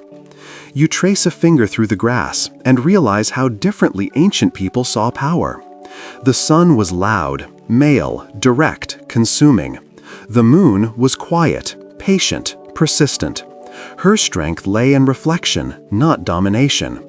And perhaps that's why so many of her myths survived. They carried a subtler truth, that endurance can be gentler than conquest, that wisdom doesn't need to shout.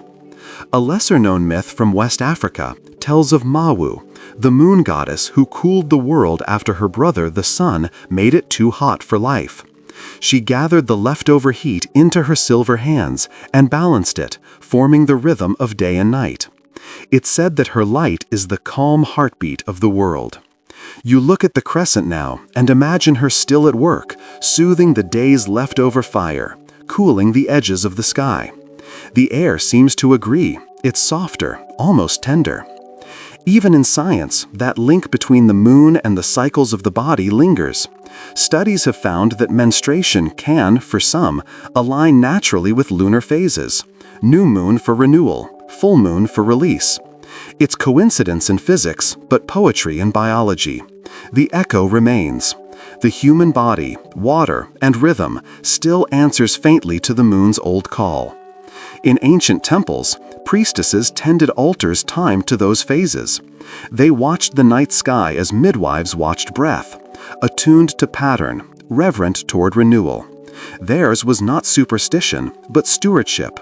The moon's life, they said, was a reflection of their own. When she vanished, they prayed for her return, not because they feared loss, but because they recognized themselves in her pattern of disappearance and revival. You think of how modern language still carries her legacy. We speak of moody light, of waxing and waning, of phases and cycles. The words belong to the moon first, and through her, to us. Even the word month, a measure of time itself, comes from moon. The calendar is her quiet gift to human order. In every culture, the moon's femininity wasn't weakness, it was reflection turned into power. The Chinese goddess Chang'e drank the elixir of immortality and rose to the moon, where she lives in luminous solitude, accompanied only by the jade rabbit. Yet she's not portrayed as lonely. She's serene, radiant, unbothered by her distance. In Japan, the same story became one of devotion. Her light, they say, is a reminder of love that endures separation. The feminine moon was never small. She governed the tides, the births, the harvests. She commanded reverence without needing force. In many traditions, even men prayed to her, not as an object of worship, but as an anchor of balance.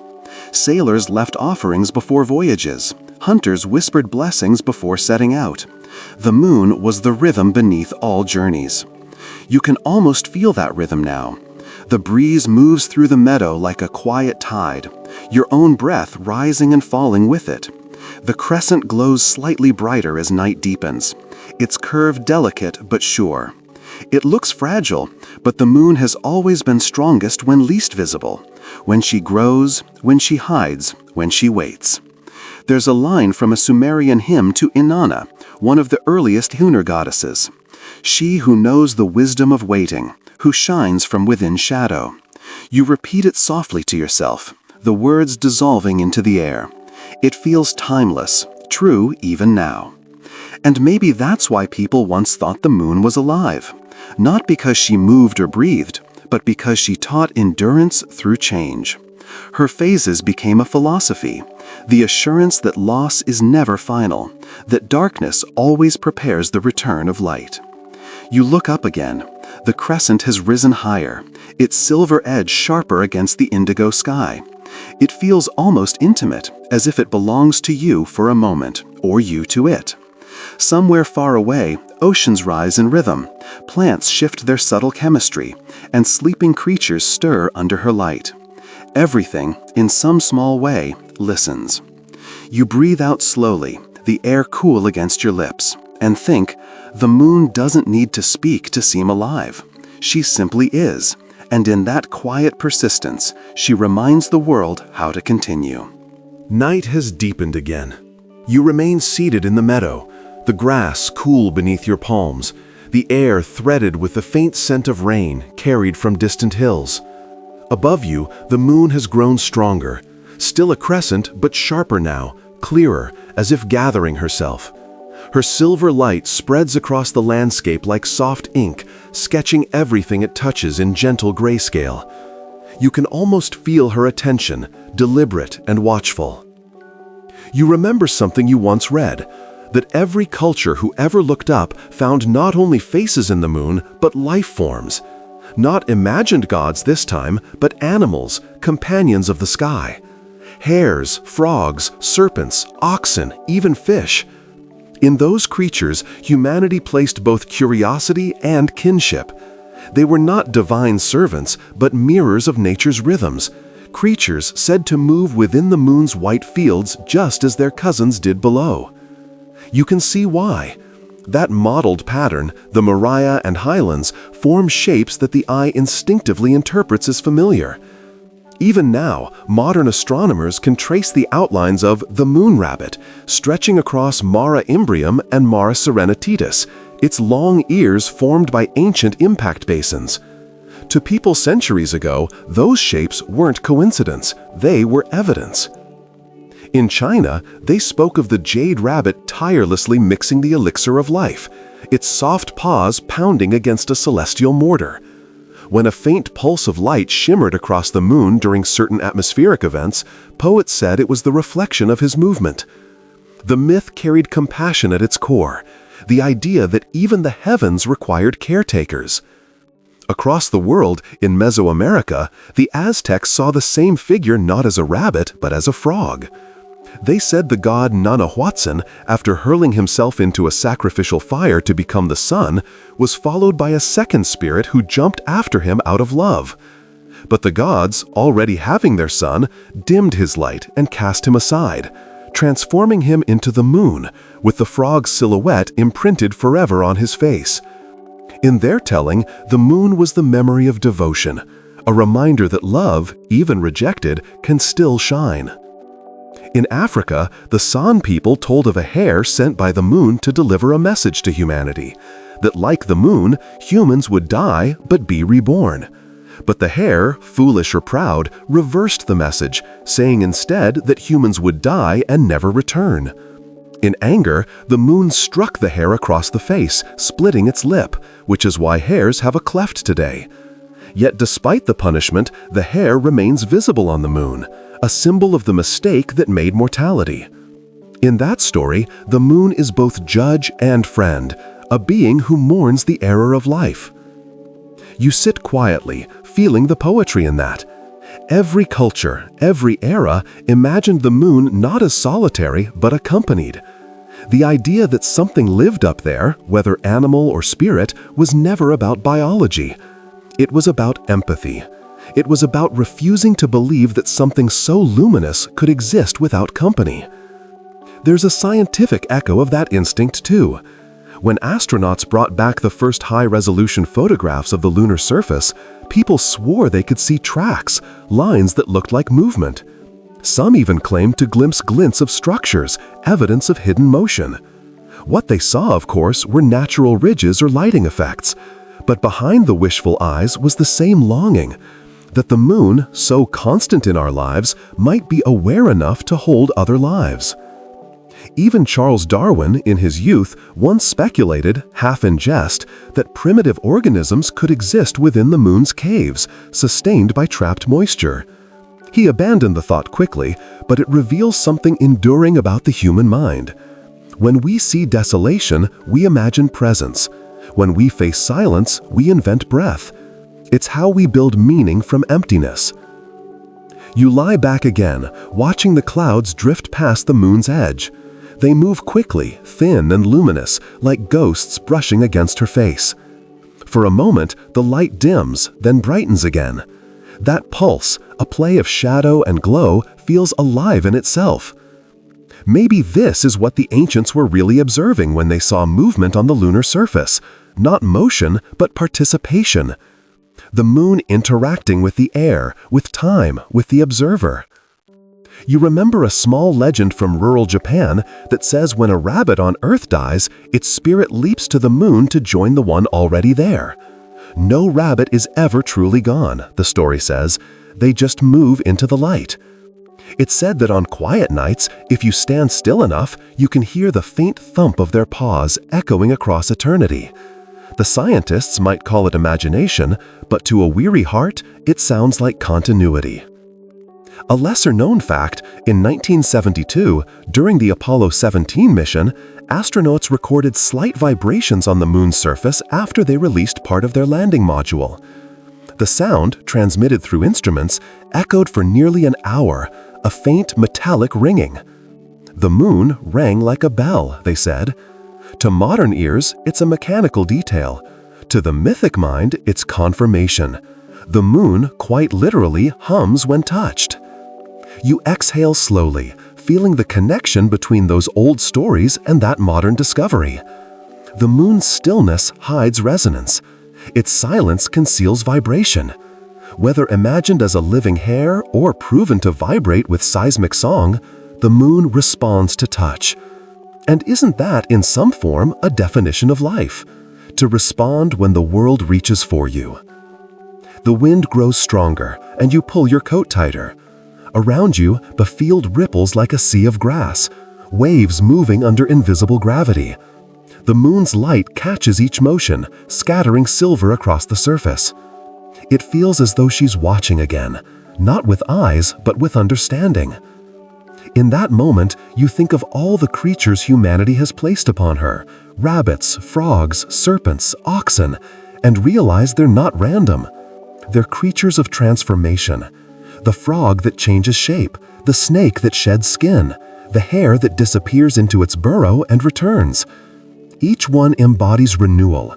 Each one mirrors the moon's own rhythm of death and rebirth. Perhaps the ancients were right in their way. Perhaps the moon is alive, not in biology, but in metaphor, in the endless cycle of change it inspires. Maybe it doesn't need lungs or blood to pulse. Maybe it lives through the imagination it awakens in everything that sees it. You look up one last time before lying flat in the grass. The crescent gleams brighter, the sky deepens. For a moment, you think you see motion across her surface, a shimmer, a breath, a flicker like a heartbeat. Then it's gone, leaving only the certainty of her gaze. And you understand why the ancients filled her with creatures and stories. The moon's emptiness demands imagination, and imagination, after all, is the most human form of life there is. You stay in the meadow until the wind settles again, until the crickets grow loud enough to fill the silence. The moon, now higher in the sky, glows brighter than before. Its crescent has thinned to a blade of white, sharp against the dark. The air has cooled to that fragile temperature between waking and dream, where your breath feels visible and every sound carries farther than it should. Tonight, the moon feels colder. Its light is not the golden calm of fullness, nor the mystery of eclipse, but something quieter, a measured detachment. The ancients knew this mood as well. They spoke of the cold companion, the distant sibling who followed the Earth faithfully but never warmed. When telescopes grew powerful enough to reveal the moon's surface in crisp detail, humanity's affection wavered. The discovery was startling. That silver radiance, that perfect disk that had seemed so alive, was barren. No forests, no seas, no movement, just dust and stone. For the first time, people began to wonder if the moon was not a being, but a corpse. In the late 17th century, natural philosophers debated this openly. Some called it a dead planet, an extinguished world that had once known vitality. Others refused to believe it, insisting that life must simply hide on the far side or underground. They were reluctant to let go of the idea that something so beautiful could be lifeless. You gaze upward, trying to see what they saw through those early lenses: shadows that looked like ruins, cliffs that resembled cities, glimmers mistaken for lakes. Even today, photographs from lunar orbit can look deceivingly alive. The long shadows across crater walls forming the illusion of depth and structure. It's easy to understand the confusion. The moon seems designed to look inhabited, as if playing a quiet trick of empathy. But there's another side to that story. The more we learned about the moon's emptiness, the more profound its companionship became. To realize that this pale orb has no air, no water, no sound, and yet it continues to shape every wave, every rhythm of Earth, is to see how connection can exist without touch. The moon may be silent, but it is not indifferent.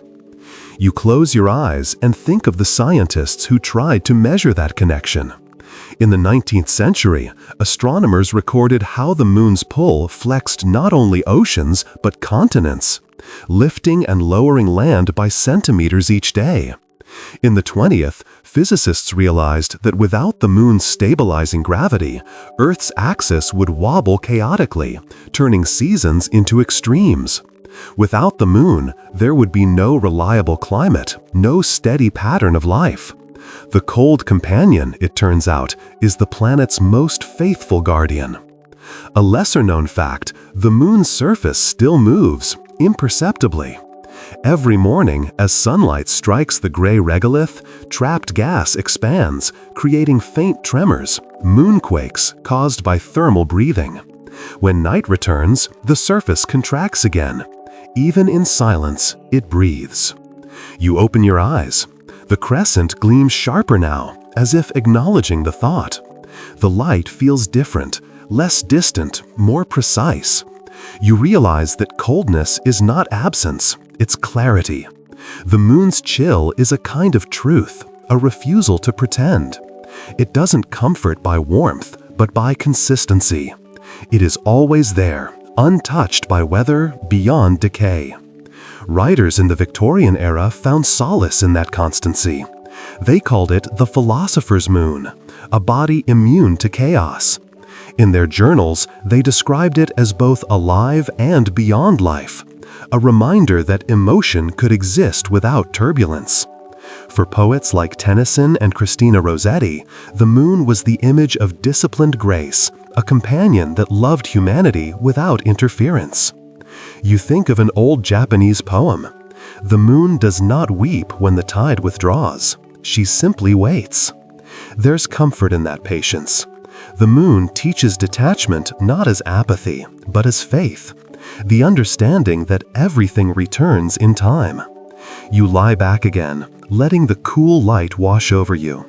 The grass feels damp against your neck, the stars sharp overhead. In the far distance, an owl calls once, then again. The world feels emptied out but balanced, as if all motion has slowed to the same gentle rhythm. You imagine standing on the moon itself, the silence absolute, the horizon curving away under black sky. The earth above you, blue and luminous, pulsing faintly like a heart suspended in void. Astronauts described that view as impossible to unsee. They said it made the moon feel less like a place and more like a perspective, a mirror showing Earth as fragile, glowing, alive. When the first humans walked there in 1969, one of them, Buzz Aldrin, performed a private ritual. He poured out a small vial of wine and whispered a prayer, describing the act later as a moment of communion. He said he didn't feel alone, that the moon itself seemed aware, quietly listening. Even in the most sterile environment imaginable, humanity reached for relationship. The astronauts left behind instruments that still hum faintly with data, measuring heat, radiation, seismic motion. The moon remains a partner in study, a listener transmitting whispers back across space. It may be silent, but it continues to participate. You consider the irony. In our search for life beyond Earth, we once looked to the moon. We found dust, and in that dust, reflection. The moon taught us that aliveness isn't always in heartbeat or breath. It can exist in influence, in memory, in relationship.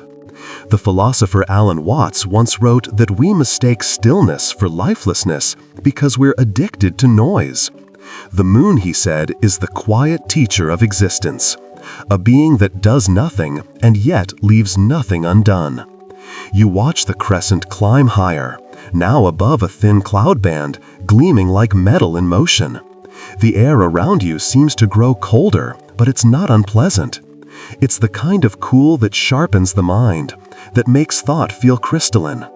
You can feel the moon's distance like a promise. There is meaning in remaining apart, in observing without owning. Perhaps that's what the ancients sensed when they called the moon alive. They recognized a consciousness in her distance, a serenity that comes from knowing how to stay. The wind moves again, gentle as breath. You close your eyes, and the moon lingers behind your lids as a soft circle of light, pulsing faintly with every heartbeat. You realize then that the bond between Earth and moon is older than love, older than time itself. Two bodies caught in endless orbit, neither escaping, neither colliding. The moon may be cold, yes, but in that chill lies devotion. When you wake again, it's the soft rustle of grass that brings you back.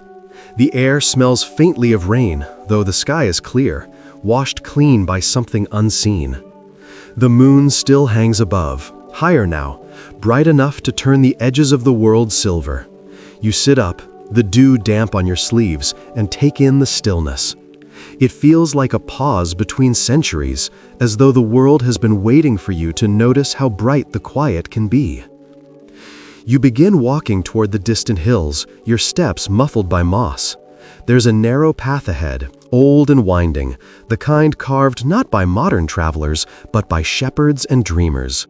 The moon lights the way effortlessly, and you think of how long humanity has followed that same light, not just across fields, but across imagination.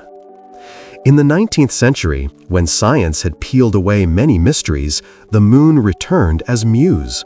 The Victorians called it the mirror of melancholy. Poets, painters, and even newspaper editors wrote about it with feverish tenderness. They believed that the moon, though distant, mirrored human emotion in perfect reflection, unjudging, unchanging, but always responsive. And sometimes that belief took on the shape of news.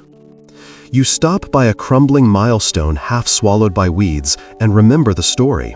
August 1835, the New York Sun publishes a series of articles claiming that astronomers using a new telescope had discovered life on the moon. The headlines screamed of forests, rivers, herds of bison, and winged humanoids that built temples of sapphire. Readers were entranced. Sales skyrocketed. The world wanted to believe.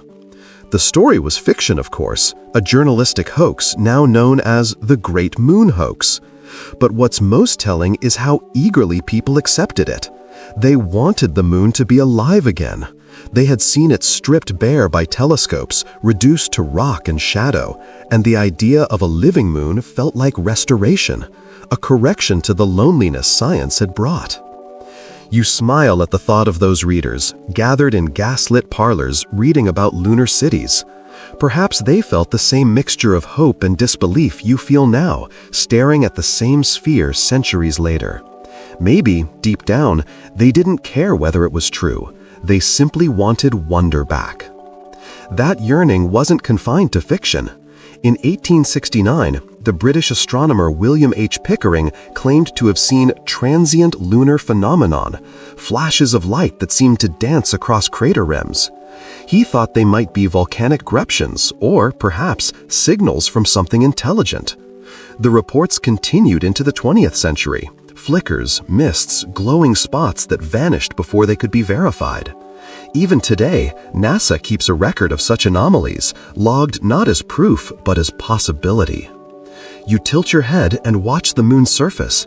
Even to your eyes, it seems to shimmer faintly in places, reflections perhaps, or the play of light over uneven terrain. But your heart wants to believe it's something more, a pulse, a gesture, a whisper saying, "I'm still here." The Victorians filled that uncertainty with art. Jules Verne imagined journeys to the moon aboard brass cannonballs. Painters filled salons with nocturnes, blue-gray landscapes illuminated only by her glow. Even scientists used language that sounded like poetry. The astronomer Camille Flammarion wrote, "The moon is a museum of motionless dreams." He spent nights sketching its surface, convinced that life had once existed there, and might, in subtler form, still exist. You stop by a small pond, its surface calm and luminous. The moon's reflection ripples as you kneel to look. It's as if you're staring through a window into another world, one that mirrors yours exactly, but moves at a slower rhythm. The Victorians would have loved this, a perfect metaphor for the spirit of their time. Progress and reflection, discovery and nostalgia, logic and longing intertwined. One lesser-known Victorian belief came from spiritualism. Mediums claimed the moon was the astral threshold, the place souls passed through after death on their way to the stars. They called it the halfway world, neither heaven nor earth, but a resting light for the departed. Even as factories roared and steam trains raced across continents, people still wrote letters to the moon, asking it to carry messages to the afterlife. You wonder how many such whispers the moon has gathered over centuries, how many goodbyes and wishes, how many quiet confessions spoken under its gaze. It's easy to see why they imagined it listening. The moon is the perfect witness, silent, constant, immune to judgment. And then there were those who saw it as a literal witness.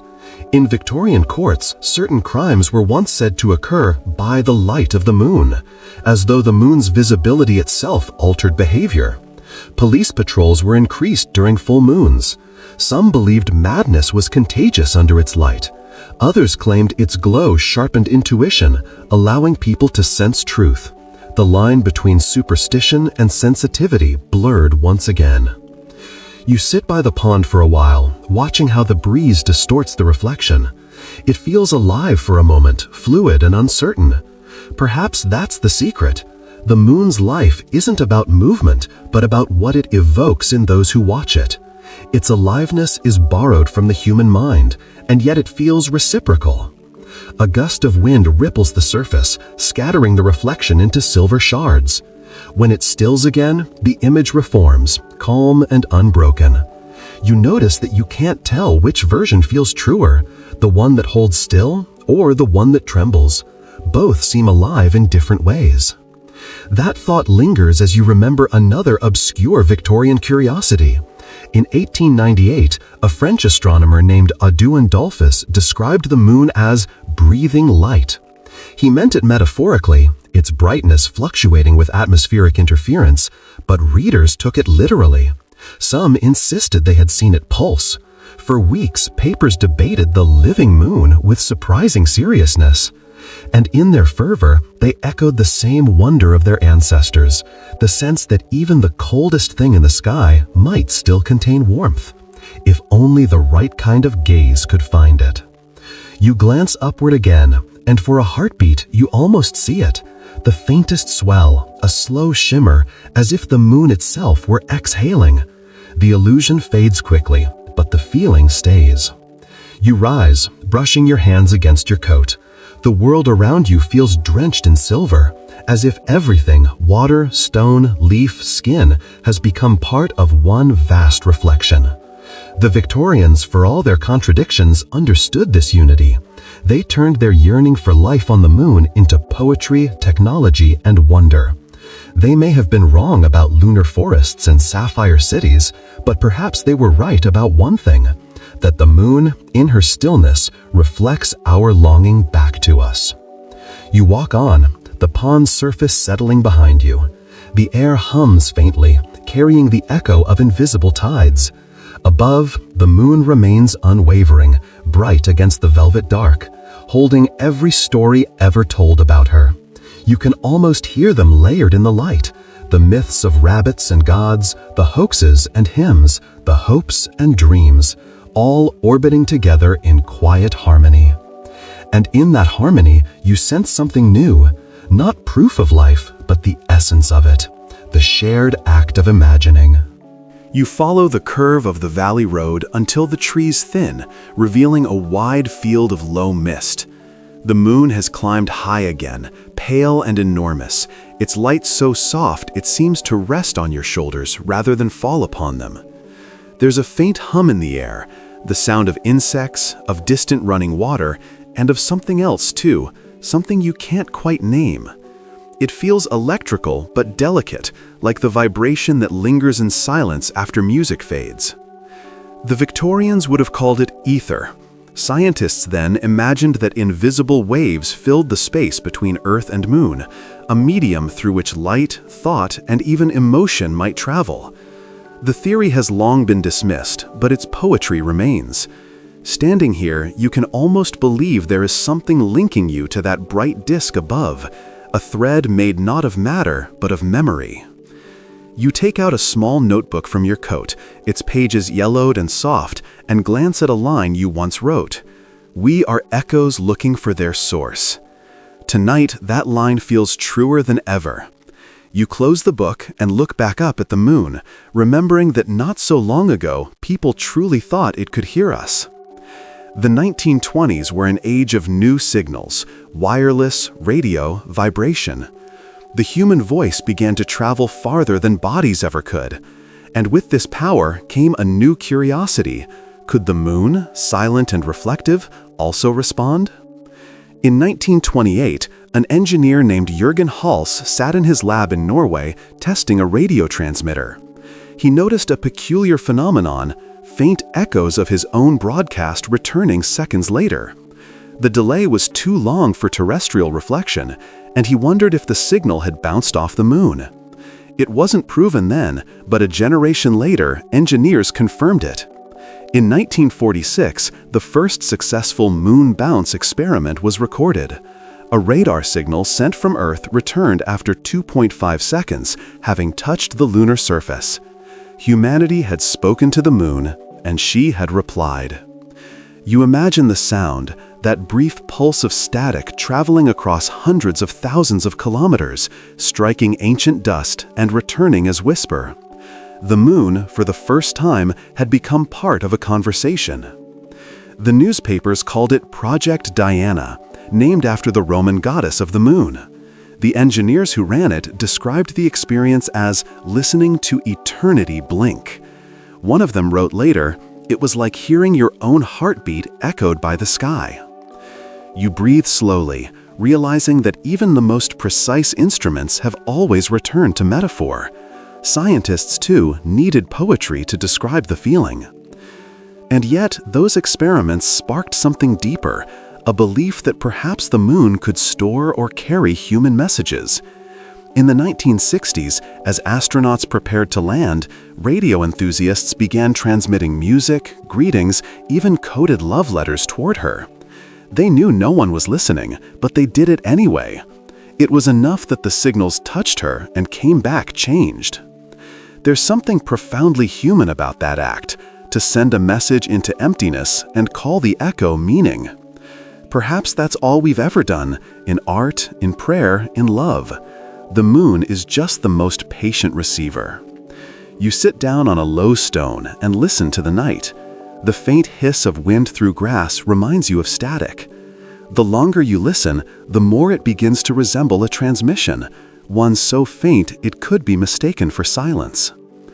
A lesser-known fact, Apollo astronauts reported hearing gentle clicks and pops in their headsets while orbiting the far side of the moon. NASA called it radio interference, but some of them described it as music, high, crystalline tones that rose and fell unpredictably. Decades later, those recordings were released. They do sound musical, soft, eerie, almost like breath. The moon doesn't speak, but sometimes she hums back. You lean your head against your knees and think about how much effort humanity has spent trying to contact. The ancient priests with their chants, the monks listening for celestial harmonies, the engineers tuning antennas toward the sky. It's all the same impulse. We cannot bear the thought of being unheard. You open your eyes again. The mist across the field glows faintly now, silvered by moonlight, swirling in slow motion. It looks alive, though you know it's only vapor moving with the air. Still, it reminds you of something. The way sound waves travel unseen, the way light returns altered by the surface it touches. You imagine your breath rising into that mist, carrying words invisible to you, but real in motion. Perhaps they'll reach the moon after all, traveling by routes physics has yet to map. Perhaps she'll add them to the centuries of prayers and signals already resting on her surface, etched faintly in the dust.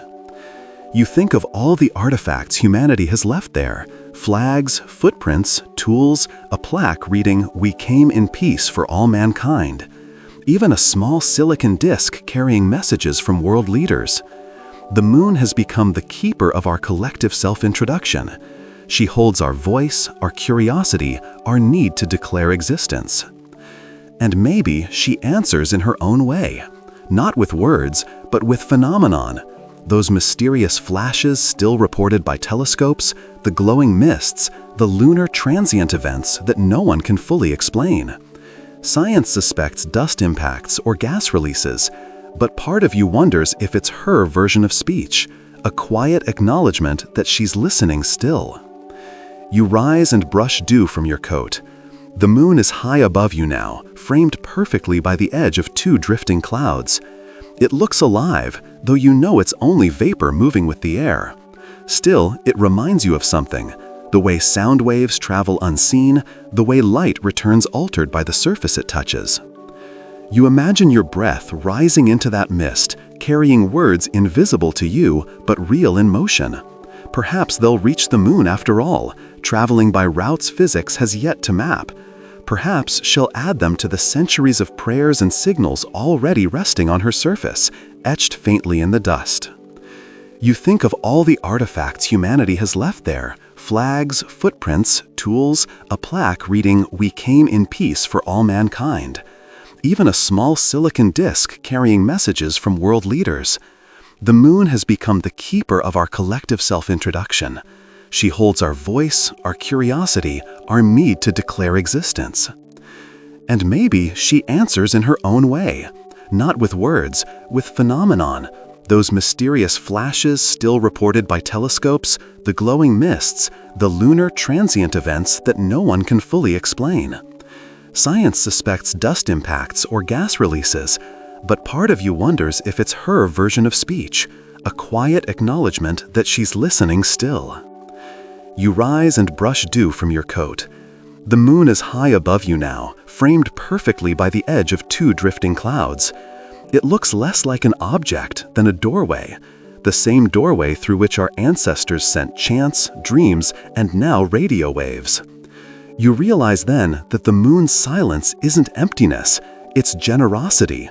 She lets every sound reach her and gives each one back slightly changed, softened, transformed by reflection. You look down at the field again, the mist curling like breath, and whisper something small, a thank you, though you're not sure for what exactly.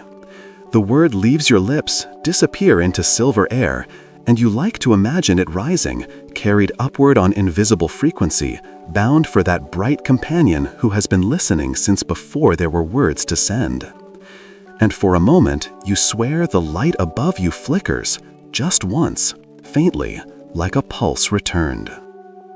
The mist clears as you walk, leaving the air crisp and faintly metallic like the smell that lingers after lightning. The moon sits directly overhead now, luminous and still, its light falling across the plain like a second daylight.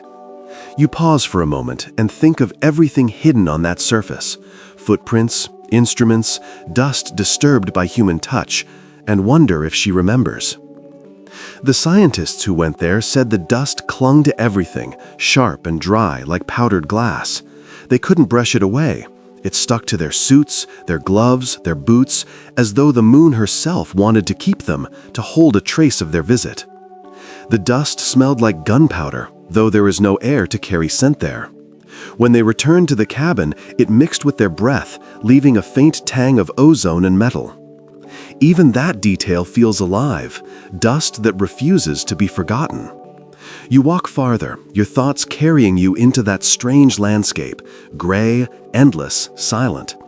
Imagine the first footprint pressed into its surface in 1969.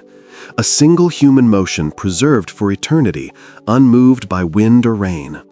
Neil Armstrong described the ground as fine and soft, like powdered charcoal. But beneath that softness lay bedrock so hard it barely dented. The moon, even then, seemed to reveal two sides: fragility and endurance, dust and permanence, life and stillness intertwined. Later missions noticed something stranger. The moon was reactive. When equipment disturbed the surface, small electric fields formed in the dust. Static clung to metal, dancing faintly in sunlight. Scientists called it the photoelectric effect, but to those who witnessed it, it looked like motion. Grains of soil hovering and shimmering just above the ground, as if the moon's skin shivered when touched. You look up again, and for the first time tonight, you picture it breathing. The sunlight heating one side, the cold grasping the other. The contrast so extreme it would crack rock, loosen dust, and send faint plumes drifting into airless space. The moon, in her own way, sighing. It's not so strange. Seismometers left by astronauts recorded tremors for years, tiny vibrations called moonquakes. Some were caused by meteor impacts, others by thermal stress as daylight returned after long lunar nights. But the strongest were the deep ones, far below the surface, rumbling for nearly an hour. The moon quivered. It resonated. Scientists called it ringing. You remember those words from earlier, the moon ringing like a bell. What if those quakes weren't mechanical accidents? What if they were reminders that even a body without air, without life, still responds? That stillness itself can move, that silence can echo. There's something haunting about the idea of the moon holding our instruments, our messages, our flags, absorbing them all without reply. Yet beneath that stillness, she trembles, she feels. A lesser-known detail from the Apollo archives, temperature sensors recorded a strange phenomenon during the missions. In the hours after each landing, heat from the spacecraft diffused unevenly into the ground, producing localized expansions.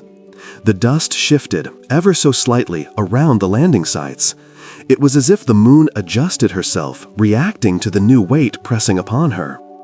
You close your eyes and imagine that slow, subtle movement, the surface settling after centuries of untouched quiet, the world's oldest mirror receiving one more reflection.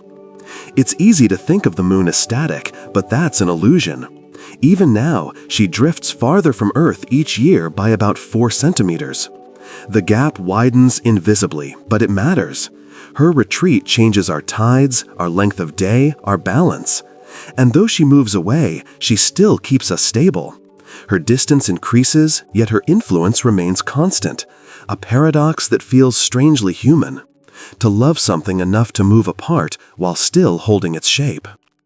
You breathe in the cool air and think about that, how the moon's quiet withdrawal is also an act of grace. In cosmic terms, she's aging gently, giving Earth room to grow. Her orbit slows, her pull softens, yet she continues to guide. Her distance increases, yet her influence remains constant, a paradox that feels strangely human. To love something enough to move apart while still holding its shape. You breathe in the cool air and think about that, how the moon's quiet withdrawal is also an act of grace. In cosmic terms, she's aging gently, giving Earth room to grow. Her orbit slows, her pull softens, yet she continues to guide. Astronomers studying lunar dust samples found another surprise. The grains vibrate faintly when struck by solar wind. The movement creates an electrostatic dust atmosphere, a kind of invisible aura that hovers above the surface. It's not alive, but it behaves like something that is, rising and falling with the moon's day. The line between chemistry and instinct blurs there too. You look down at your own hand, turning it in the moonlight, and realize that some of that same dust, fine as breath, probably came from the same cosmic collision that formed Earth billions of years ago. The atoms that make your skin and the stones that form the moon once belonged to the same body, before being separated by fire and time. You are, in a literal sense, of her. That thought settles into you like warmth. The moon is not alien, she's kin. Her dust once circled this planet as debris. Her minerals share our DNA of stardust. Perhaps that's why she feels alive to us, because some quiet part of us recognize her not as other, but as memory. You lie back again, the ground beneath you cool and steady. The moon shines bright enough to cast a faint shadow behind you, a silhouette etched in light. It feels like a signature, your existence briefly written onto the earth by her glow. For a moment, you understand the astronaut's reverence, their instinct to speak softly while walking across her plains. It wasn't fear, it was etiquette. You whisper into the open air, a thought more than a sentence, that maybe the moon's aliveness isn't a question of science at all. Maybe she lives through the things she moves, the tides, the fields, the dreams, the small rituals of looking upward. You feel a faint vibration under your palm then, not sound, not movement, but resonance, the sense that the world beneath you is humming in harmony with something vast. You close your eyes and let it carry you, imagining that hum traveling through soil, through ocean, through orbit, until it reaches that pale sphere above and echoes back. And there it is again, the feeling you've been chasing all night, that quiet pulse between worlds, steady, invisible, unmistakably alive. You stay lying in the grass for a long time, letting the hum in the ground fade until it's only memory. The moon hangs directly above you now, no longer a crescent, not yet half, but wide enough to feel round. The light seems thicker than before, the air heavier with its presence. It's the hour when everything feels equally close: stars, clouds, breath. The border between your thoughts and the night dissolves. When you finally stand, the world seems brighter than it should be. The field gleams with silver dew, every blade of grass a thread of reflected light. You walk slowly toward a cluster of low stones at the edge of the hill, remnants of an old observatory. The stones are arranged in a rough circle, with gaps that seem intentional, like doorways cut for moonlight. You sit on one and let your eyes wander upward again. The moon feels nearer than ever. You can almost sense the texture of its planes, the soft gradients where light meets shadow. It's strange how something so far away can feel so immediate. That illusion has always been part of its charm. Ancient astronomers, centuries before telescopes, believed the moon was a perfect sphere made of polished crystal, its light divine rather than reflected. But others, the skeptics of their time, claimed it had mountains and plains, even weather. They were dismissed at first, until mathematics proved them right. You run your hand along the stone beneath you. Its surface is cold, but not lifeless. Tiny flecks of quartz sparkle where moonlight catches them. You think about how ancient astronomers studied the moon without instruments, using shadows cast by sticks and walls to calculate her path. They found rhythm in her motion before understanding what rhythm was. There's a small carving at the base of one stone, faint lines forming a spiral. You trace it absently, wondering who made it. Spirals have always meant cycles, rebirth, orbit, recurrence. They appear everywhere the moon is worshipped. Some archaeologists believe early lunar temples were designed to make her light crawl along spiraled paths during solstices, as though teaching time to dance. You imagine those worshippers, gathered in robes, waiting through cold nights for the exact moment her light touched a carved groove. They would hold their breath as it slid across stone, proof that the universe still kept time. Science later confirmed what they intuited. The moon's orbit and Earth's rotation are locked in perfect resonance. It always shows the same face, turning just enough to keep pace with our planet's spin. One rotation for every orbit. Two dancers moving so perfectly that the step itself becomes invisible. You whisper that fact softly into the air, and it sounds like poetry. The moon has only one face because she's synchronized, not motionless, but perfectly timed. It's called tidal locking, a phrase that sounds mechanical, but means something deeper: mutual restraint. Earth and moon keep each other steady through invisible pull, a balance of attraction and release. It's one of the quiet miracles of physics. Without it, the moon would spin faster, showing us every side. The tides would tear continents, the night sky would be chaos. Instead, we live in equilibrium. Even distance becomes devotion. You tilt your head back and look at that familiar face, the same one seen by Galileo, by Cleopatra, by the first human to ever raise their eyes at night. It has never turned away. It cannot. And yet, scientists know that the far side is just as real. When spacecraft first photographed it in 1959, the world gasped. It looked utterly different. No wide plains, no seas, just endless craters, rough and alien. People called it the dark side, though it's not truly dark. It receives sunlight just as often.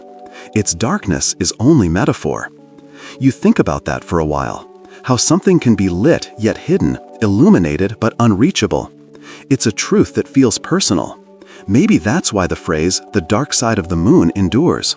It speaks to the part of every human that remains unseen but not unlit. You walk between the stones, the air growing cooler.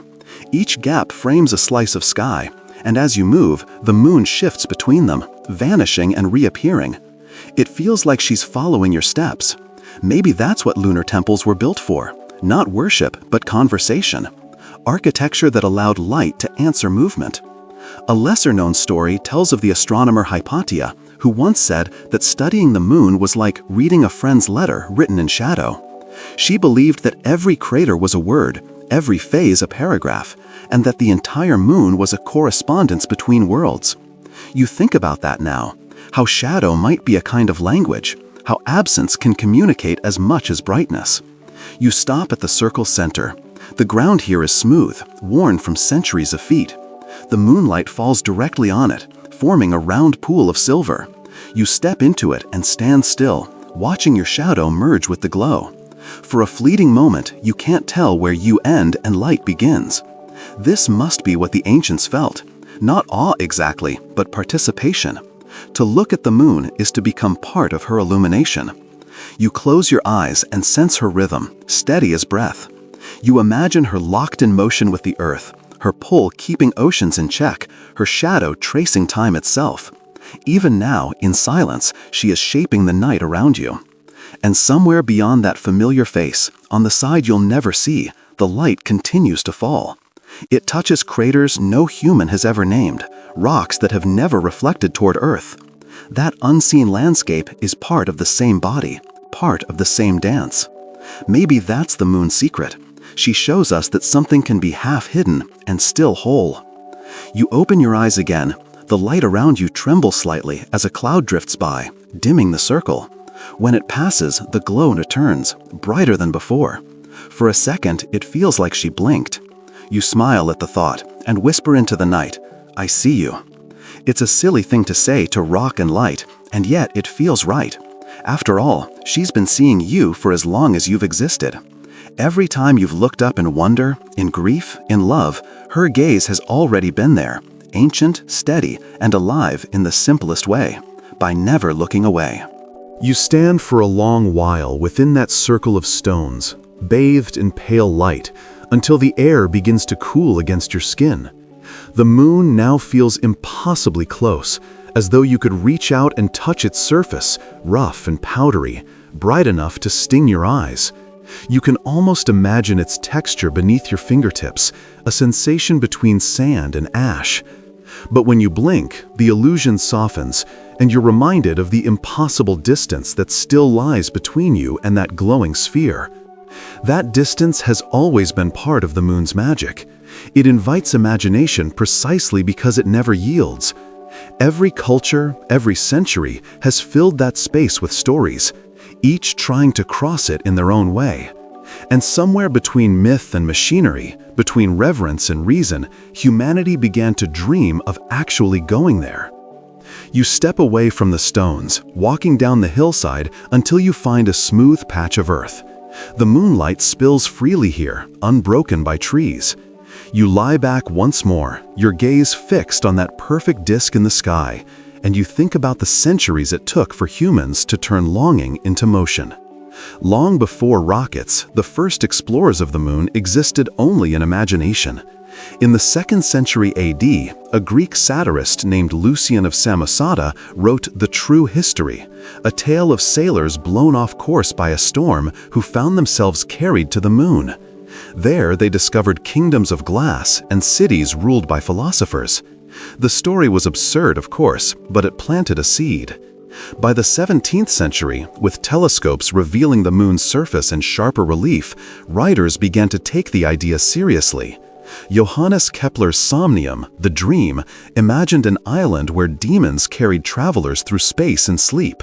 Cyrano de Bergerac described a flying machine powered by dew.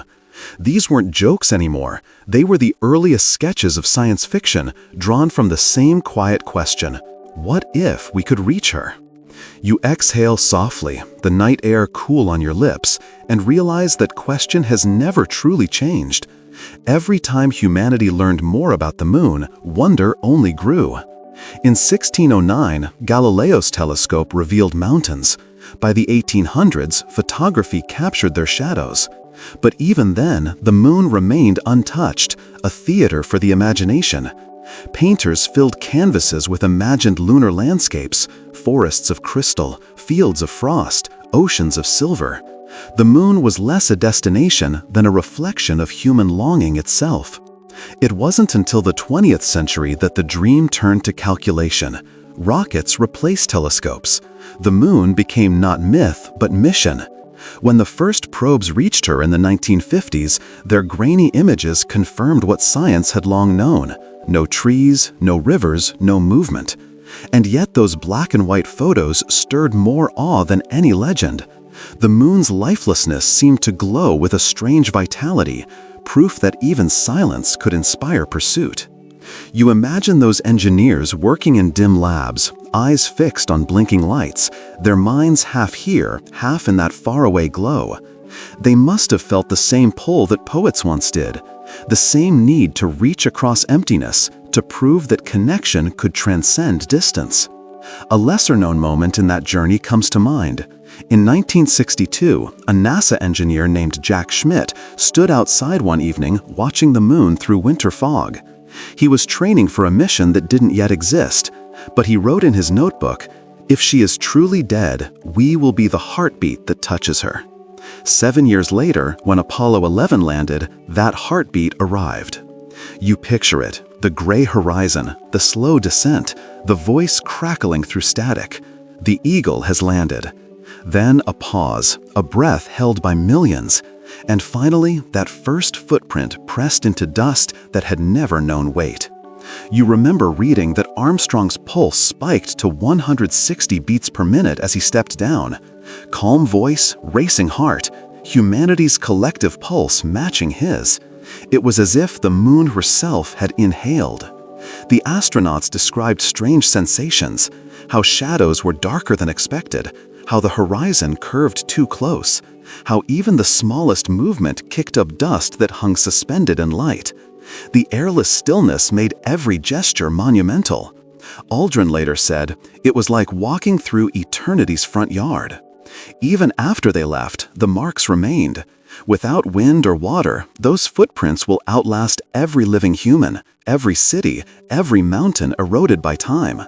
They will remain until the moon itself changes orbit, proof that we too once touched the untouchable. You roll onto your side and gaze across the plain, imagining that scene above. Gray plains, unbroken silence, Earth rising on the horizon like a blue lantern. You picture the astronauts looking back, seeing the world small enough to cover with a thumb. One of them later said, "It was strange to realize that everything I ever loved was behind that small glow." For all our triumph, the journey was never conquest, it was communion. When they spoke of the moon afterward, their words turned reverent, even protective. Magnificent desolation, Armstrong called it, like standing inside a memory. That phrase lingers in your mind, inside a memory. Maybe that's what the moon has always been, a record of the universe before it grew noisy, a fossil of light and silence. To walk there was not to visit the future, but to return to the origin of stillness itself. You tilt your head and wonder what the moon felt that day. Millions of kilograms of metal and ambition pressing into her dust. The tremor of engines fading into eternity. Did she notice the change? Did she remember it as a mark of kinship, or intrusion, or something quieter still? When the last human left in 1972, he turned before climbing the ladder and said, "We leave as we came, and, God willing, as we shall return, in peace and with hope." The recording of his words is faint, filled with static, but the meaning endures. You look up again and whisper, "We're still listening." The moon shines down, silent, serene, unbroken. Somewhere in that stillness are all our echoes, the first gaze, the first story, the first step. We've mapped her surface and measured her orbit, yet none of it explains the feeling she gives, that we're being seen by something older than our own dreams. You close your eyes, imagining the surface again, the dust, the horizon, the distant blue glow of home. For a moment, you understand what those travelers meant when they said the moon felt alive. It wasn't that she breathed or moved, it was that she responded by existing so completely in our longing. You whisper into the night, "You are not empty." And for an instant, the world feels perfectly still, as though it agrees. The night has grown older, though it doesn't feel tired. The moon has reached her zenith, bright, serene, nearly half now, and her light feels steadier than before. The stars around her fade slightly, as though giving her space. You sit on the hillside, still thinking about those first travelers who left their marks on her surface, about how they must have felt gazing at the earth rising from that horizon, watching their home as we once watched her. It's strange to realize that from the moon, Earth looks alive, a swirling blue-green marble, shifting constantly with cloud and color. To anyone standing there, the contrast must feel absolute, one world breathing, another holding its breath. But even the breathless body has its quiet motion, and perhaps the difference between them is smaller than it seems. You lean back against the grass and remember a line from Carl Sagan, "We are the way for the cosmos to know itself." Perhaps that's what happened when we looked back from the moon. The lifeless face saw its own reflection, and in doing so, learned what life looked like. The astronauts spoke often of that sight. They said it changed them. The experience even earned a name, the overview effect. It describes the moment when perspective expands beyond the personal, when the fragility of Earth becomes undeniable. One astronaut said, "The moon made me realize how connected everything is. I looked at Earth and saw not countries, but one shimmering organism." You breathe in, tasting the cool night air, and wonder if the moon has always been teaching that lesson, that to see clearly, you must step outside yourself. Long before spaceflight, ancient mystics said the same. The Buddhist sutras speak of seeing the moon in the water, a metaphor for perceiving truth through reflection rather than possession. The moon never dives into the pond, she lets herself be mirrored by its stillness. You remember that every ripple changes the image, yet the light remains untouched. You look at a puddle nearby, catching the faint glow in its trembling surface, and see how easily that metaphor comes to life. The moon's image dances, but she herself does not. Maybe enlightenment isn't rising above the world, but realizing that what we see has always been reflection, light meeting the eye, meaning meeting perception. There's another detail from the astronauts' reports that feels oddly poetic. They said that when they walked far from the lander, the shadows behind them vanished almost completely. Without atmosphere to scatter light, there were no soft edges, no twilight. The moon was a place of absolute contrast, pure brightness or darkness, nothing in between. It was like walking inside a thought before words, one said. You imagine that, no twilight, no gradient, only yes and no, light and void. It sounds harsh, but maybe that's what gives her calm. She doesn't blur, she defines. On the moon, every shadow is true, every brightness complete. And yet, despite that purity, the astronauts spoke of loneliness. They described missing color, missing sound. Even silence has texture on Earth, one said. Up there, it was silence without echo. They missed the background hum of life, the chirp of insects, the whisper of wind, the subtle pulse of unseen energy that fills every living place. The moon's silence is not absence, but total containment. Nothing escapes, not even sound. You think of that now, sitting under her glow, realizing how different her quiet feels here. On Earth, her silence arrives wrapped in music, crickets, wind, heartbeat, thought. Maybe that's her generosity. She gives us her stillness softened by the world's living noise. The night air grows colder. You pull your jacket tighter and watch a thin layer of fog form along the low hills. The light plays over it delicately, turning each wisp into silver smoke. It's easy to believe that something in the moon awakens the Earth's softer movements, that she coaxes vapor from soil and reflection from water. A lesser-known fact, scientists discovered that even the moon's dust holds secrets of our planet. Embedded in the top layer are microscopic particles of Earth, ejected by meteor impacts millions of years ago.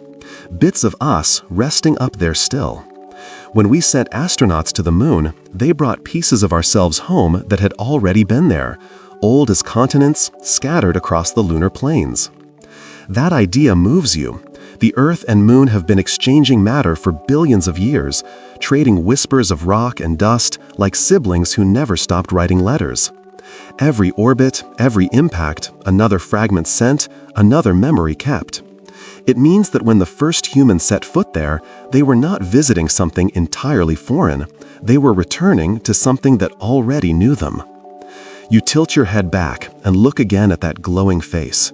You think of how all of human history has unfolded under that same watchful eye. Wars, births, revolutions, poems, all recorded in its light. It has seen everything without reaction, absorbed it all in silence. Yet that silence feels less like indifference and more like comprehension. The moon doesn't need to respond. She reflects until meaning finds itself. There's an old line from a Chinese poet, Su Shi, who wrote to his brother during exile. We look upon the same moon, though we are thousands of miles apart. The sentiment has endured for 1,000 years. Lovers, soldiers, travelers, all have looked upward and felt unity through her. She erases distance not by bringing people closer, but by giving them the same sky to share. You can feel that now. Somewhere, someone else is looking at this same moon, perhaps wondering the same things, feeling the same hush. It's an invisible communion, the simplest and most ancient kind. You whisper softly into the night, not to the moon exactly, but through her. If you're watching too, we're both awake. The grass shifts faintly, a breeze moves through the valley, and the light seems to deepen. The moon doesn't answer, but her presence expands, filling everything. You realize then that maybe aliveness isn't something a body owns, It's something created between things that notice each other. You notice her, she reflects you. In that mutual awareness, something living begins. The air grows still again, heavy with that kind of silence that feels intentional, as if the world itself is listening. The moon sits high, half lit and calm, the line between light and shadow cutting across her surface like a thought dividing clarity from dream. You stay seated on the hillside, your knees pulled close, and breathe slowly until the rhythm of your body matches the pulse of the world around you. You realize that her light has changed color. What began as blue-white has softened to ivory, warmer somehow. It spreads evenly over everything, revealing not brightness, but gentleness. This is the moon's other secret. Her light doesn't dominate, it reveals by easing edges. She's the painter of subtleties, the keeper of things that can only exist when sunlight withdraws. It makes sense that artists have always loved her best. You think of how the Romantic painters of the 1800s began to turn away from the rigid perfection of the day. They painted night instead, mist, shadow, soft reflection. They painted the moon. Caspar David Friedrich's Two Men Contemplating the Moon comes to mind. Two figures, backs turned, staring upward at a pale circle framed by trees. There's no narrative, no movement, only stillness. The moon becomes the true subject, the emotion unspoken. Friedrich once said that art was not about reproducing the visible, but making visible. The moon does exactly that. Her light reveals not what things are, but what they feel like. You look at your hands, silvered by that same glow, and notice how even the smallest movement leaves a trail of shifting shadow. The light moves across your skin softly, as though curious. You understand why the painters called moonlight living. Poets, too, couldn't resist her. In the 19th century, she became both muse and mirror, symbol of yearning, of unspoken connection, of beauty that doesn't ask to be possessed. Shelley called her pale for weariness of climbing heaven. Wordsworth wrote of her as a traveler among the mountains. For Keats, she was the queen of the night, the eternal witness to fleeting human passion. Each of them saw life in her stillness, though what they saw reflected was always themselves. You think of how art itself is a kind of lunar act, taking light borrowed from experience and reflecting it in another form. The moon and the artist share that same purpose, to transform sunlight into something human. But moonlight has shaped more than paintings and poems. It's affected how we build, how we move, even how we think about time. Before gas lamps, moonlit nights determined travel schedules. Farmers, thieves, and lovers alike knew their world by her phases. Cities were designed to catch her glow in certain courtyards. Entire calendars were built upon her orbit, from the Islamic Hijri to the Hebrew and Chinese lunar cycles. Civilization itself, in small ways, began by watching her. You smile, realizing that even the language of art, contrast, reflection, chiaroscuro, comes from her. Without shadow, there's no depth. Without dark, no definition. The moon taught us to see by subtraction. A lesser-known fact, the human eye perceives color differently under moonlight. Because the light is too dim to trigger most of our cone cells, we see the world in shades of gray-blue. The brain compensates, heightening sensitivity to edges and contrast. Moonlight literally alters perception. It changes how we see shape, distance, emotion. Perhaps that's why nighttime feels more like memory than reality. You shift your gaze back upward. The moon's craters and basins shimmer faintly, forming the same patterns painted centuries ago. You remember that even the telescopes used by Galileo could reveal these markings clearly. He drew them again and again, each line an act of devotion. To him, the moon was both object and subject, the first muse of modern science. It's remarkable that both science and art began from the same impulse: to look, to wonder, to record. The scientist measures, the poet remembers. Both use reflection to discover meaning. And perhaps both are answering the same silent question the moon has been asking since the beginning. What do you see when you see me? You close your eyes for a moment, imagining all the artists who stood beneath this same light. The sculptors carving faces illuminated by her glow, the musicians writing nocturnes, the photographers developing long exposures under her watch, each trying to catch something that was never still enough to hold, yet too steady to ignore. One of those photographers, Edward Steichen, once said that photographing the moon was like capturing the breath of silence. You can almost feel that phrase on your skin, the breath of silence. That's what this light is, a visible sigh. You open your eyes again. The moonlight has reached its fullest clarity now. Everything gleams softly, the hills silvered, the leaves trembling faintly. It feels as if the world is posing for a portrait that no one will ever take, except perhaps her. You think of how artists often spoke of lunar melancholy, a calm sadness that accompanies beauty too vast to explain. But what if it isn't sadness at all? What if it's recognition? The moon shows us the outline of things we love, the quiet between one heartbeat and the next. She doesn't cause longing, she names it. And maybe that's why art has never stopped orbiting her. She reminds us that reflection itself can be creation, that to mirror the world faithfully is to give it another life.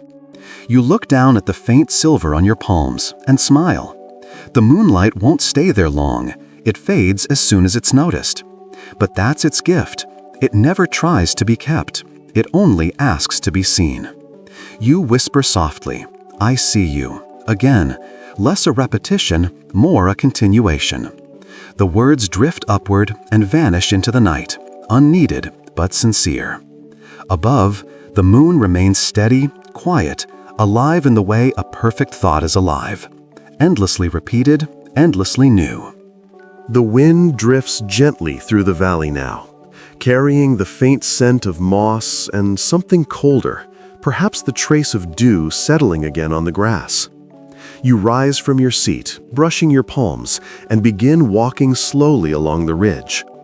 The moon follows your path, always just above your shoulder, like a calm companion who neither leads nor lags. The world beneath her glow looks suspended, as if time itself is holding its breath. It's in these hours, neither late nor early, simply elsewhere, that the mind grows most open. Perhaps that's why philosophers through the ages reserved the moon for contemplation. She became the symbol of change within permanence, motion within stillness. When the sun blazed above, it was for action. When the moon rose, it was for reflection. You pause beside a lone oak, its branches stretched wide, and lean against the trunk. The bark is rough beneath your fingers, yet warm with life. You tilt your head back to look at the moon through the web of branches. Her light filters through like scattered thoughts. You think about how many thinkers, ancient and modern alike, have sought answers in that glow. Aristotle wrote that the moon was the border between perfection and decay, the last of the eternal spheres and the first of the changing worlds. He placed her halfway between heaven and earth, an eternal middle ground. That idea lingered for centuries, shaping how humans understood duality. The moon became the threshold between body and soul, reason and dream, knowledge and wonder. Even when science unseated those cosmic hierarchies, the symbolism survived. René Descartes once wrote, "To think is to cast light upon shadow."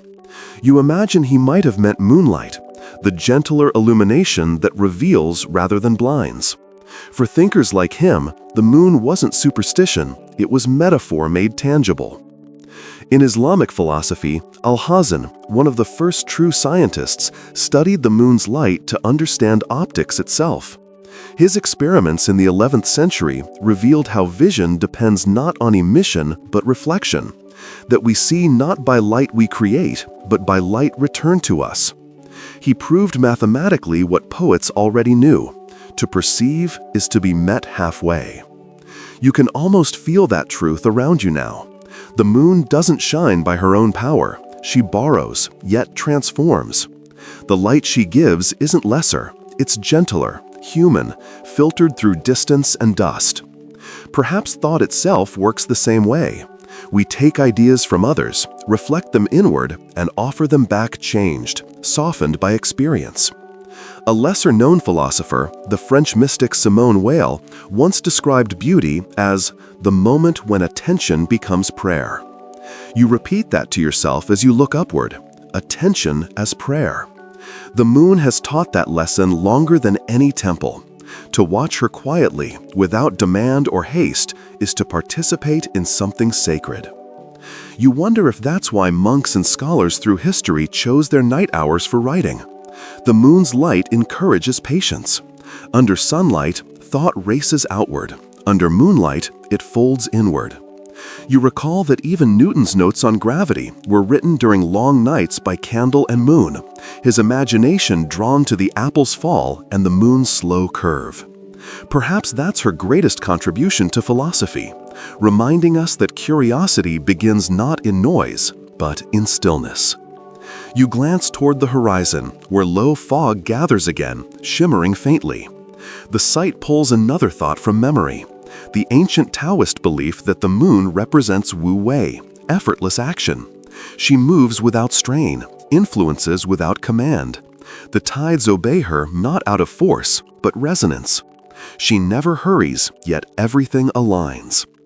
Maybe that's what wisdom feels like, not the brightness of certainty, but the soft rhythm of understanding that doesn't need to insist. You think of how her gravity keeps Earth's wobble steady, how her presence makes our seasons predictable. Even from distance, she guides balance. It's the same lesson the philosophers sought in silence, stability through gentleness. You take a step away from the tree, your shadow stretching long across the ground. The moon traces your movement perfectly, always opposite yet bound. You remember that your shadow, in a sense, belongs to her. During the day, it's cast by the sun, but at night, it's her gift, the proof that her light exists. Every outline of darkness under moonlight is evidence of connection. That thought stays with you as you walk down the slope. The ground sparkles faintly with dew, and every droplet mirrors her shape, small and perfect. You realize that the entire world is covered with reflections of her, tiny echoes that blink and vanish as you pass. In the distance, an owl calls once, deep and slow, and then again from farther away. You listen to the rhythm of its sound and notice how the intervals match the grass. Even the living creatures of night seem to move by her pulse. It's not superstition, it's synchronicity. Their lives, their hunts, their rest, all tied to the amount of light she grants. You remember reading that sea turtles find the ocean after hatching, that corals release their eggs in synchrony with her cycles, that certain species of fish rise and fall in depth depending on her phase. The philosophers of old could not have known these details, but they sensed the truth intuitively. Reflection governs the living world. You pause at the base of the hill and look back. The oak stands tall behind you, the field shining faintly like a sea of frost. Above, the moon is caught between two thin clouds, glowing through them softly, like breath through gauze.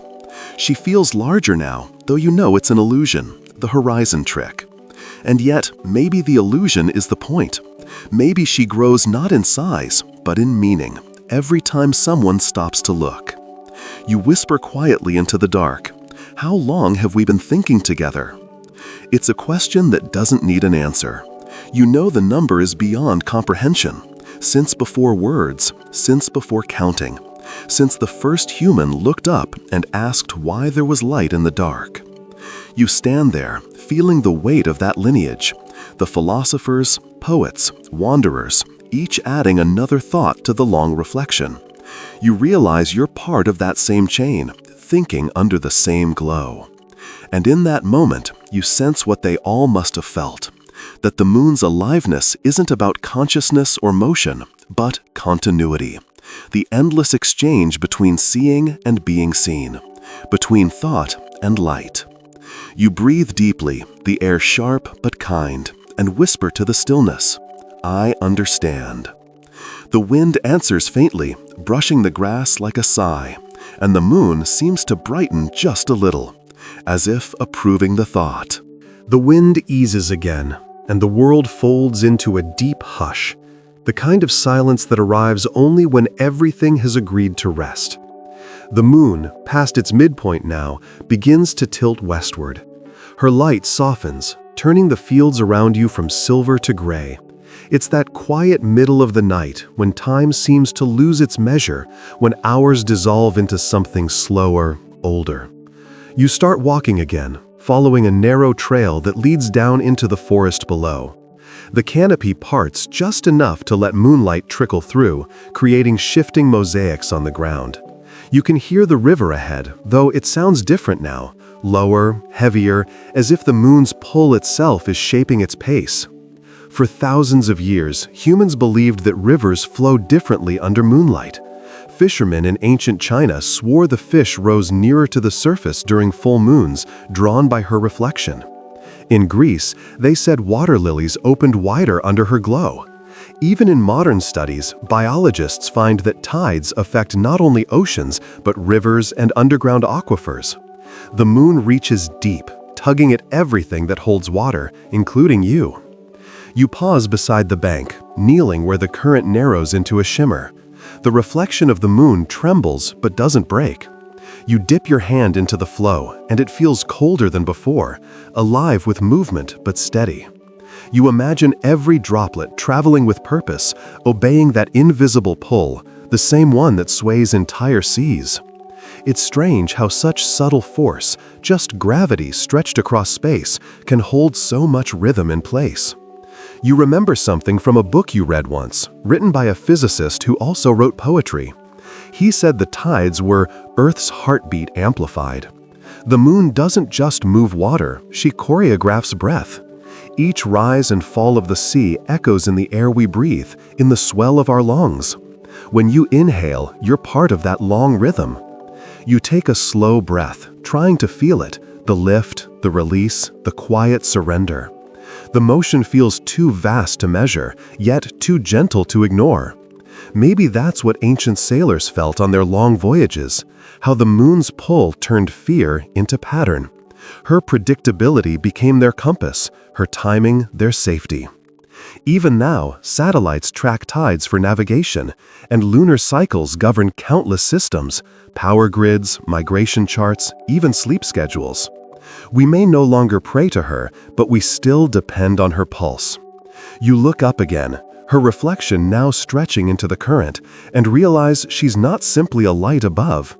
It's as if she exists in everything fluid. Water, thought, emotion, all carrying her signature rhythm. In old Celtic tradition, rivers were thought to be the moon's voice. Each stream had its tone, each current its mood. People would listen to the ripples to predict seasons or to cleanse themselves of sorrow. The Welsh word aelwyd meant both hearth and moon reflection, the belief that every home mirrored her glow if love was kept alive within. You let that idea rest in your mind for a moment, that reflection itself can be warmth. The river bends, and you follow it to where the trees thin again. The light ahead glows faintly blue, an illusion caused by mist and moonlight merging. You walk through it slowly, the world turning translucent around you. It feels like stepping into a painting that hasn't yet decided its colors. You stop when you reach the clearing. The moon sits low now, directly above the water's bend, and her reflection stretches perfectly across the current. For a moment, the illusion of depth disappears.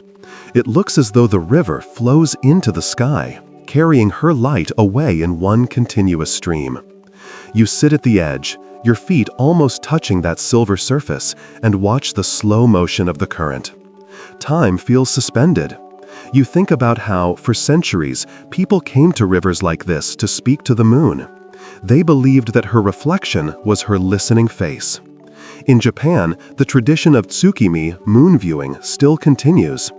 Families gather quietly to watch her reflection in water, drinking tea, eating small cakes shaped like crescents. They don't talk much, they simply share silence, trusting that beauty needs no explanation. You can imagine that same peace now. The water glides past, carrying the light with it. The sound is steady, comforting. You realize that you've been chasing meaning in her presence all night, through myth, science, philosophy, and yet here, by this quiet river, she asks for nothing. She doesn't need belief to exist. Her life is self-evident. A lesser-known observation from early naturalists might fit this feeling. They noticed that animals drink more slowly under moonlight. Deer, foxes, even birds, they approach water carefully, as if aware of being seen. Scientists call it lunar vigilance, but perhaps it's something else. Reverence, the instinctive pause before reflection. You take a sip from the river, cupping the water with your hands. It's shockingly cold, and when you swallow, you feel as though you've swallowed light itself. You wipe your mouth and glance at your hands, drops still clinging, each one holding a miniature moon. They tremble slightly, reflecting her as though she's multiplied herself to follow you home. Maybe that's how she's alive, you think, not in pulse or voice, but her ability to divide and remain whole. Every reflection carries her, and yet she never lessens. The night air moves again, cool across your neck. Somewhere in the distance, a frog croaks, a small, earthly echo of the moon myths you've carried tonight. The sound ripbles through the quiet, then fades. You stay there for a while, watching her reflection slide along the water until the current carries it beyond the bend. The real moon remains above, but her mirrored twin vanishes. You realize that this is her lesson too. Even when her image leaves, her presence continues. What disappears is only what the world can't hold at once. You rise slowly, your clothes damp with mist, and whisper, "Thank you for staying." It's a strange thing to say to a reflection, but somehow it feels correct. The moon, pale and steady, rests above the horizon now, guiding the water onward. You turn toward the forest again, feeling her light on your back like a quiet hand. You leave the river and follow a path that lifts you back toward open ground. The forest thins, the air clears, and the moon steps with you into a wide, quiet pasture where the grass lies pressed like velvet beneath her light. You pause and notice the way your shadow keeps respectful distance, never touching you, always near, like a friend who walks alongside without asking questions. Companionship has always had this shape, parallel, gentle, constant. Perhaps that is why, through all your wandering tonight, you keep returning to her, not for answers, but for company. The moon is the oldest companion you never had to earn. Long before language, she stood there like a patient listener, and people organized themselves around that reliability. Campfires were placed where she would rise, journeys timed to her phases, ceremonies arranged to include her light. The known scientific truth beneath the ritual is simple and serene. The moon stabilizes Earth's axial tilt, calming the seasons so that life can persist without swinging into chaos. Your companion is not only present, she is protective, quietly steadying the stage on which every creature keeps its time. You think about loneliness then, the private kind that doesn't crave noise or even company, only recognition. Under moonlight, loneliness softens. You're alone and not alone, witnessed by something older than sorrow. Psychologists have a word for the way you give the moon this role: anthropomorphism, the human habit of granting intention to the inanimate. But that label, tidy as it is, misses the tenderness of the exchange. It isn't confusion, it's conversation. You offer attention, she offers constancy. Between those gifts, a third thing appears: ease. A breeze crosses the field and the grass leans as one body. You feel how every blade carries a glint of her, the way every ripple carries the river upstream in memory. Companionship is like that, distributed, low and wide. It doesn't erase loneliness, it frames it, turns its edges smooth. That may be why people across cultures still whisper to the first sliver of a new moon, little greetings so modest they hardly count as prayers.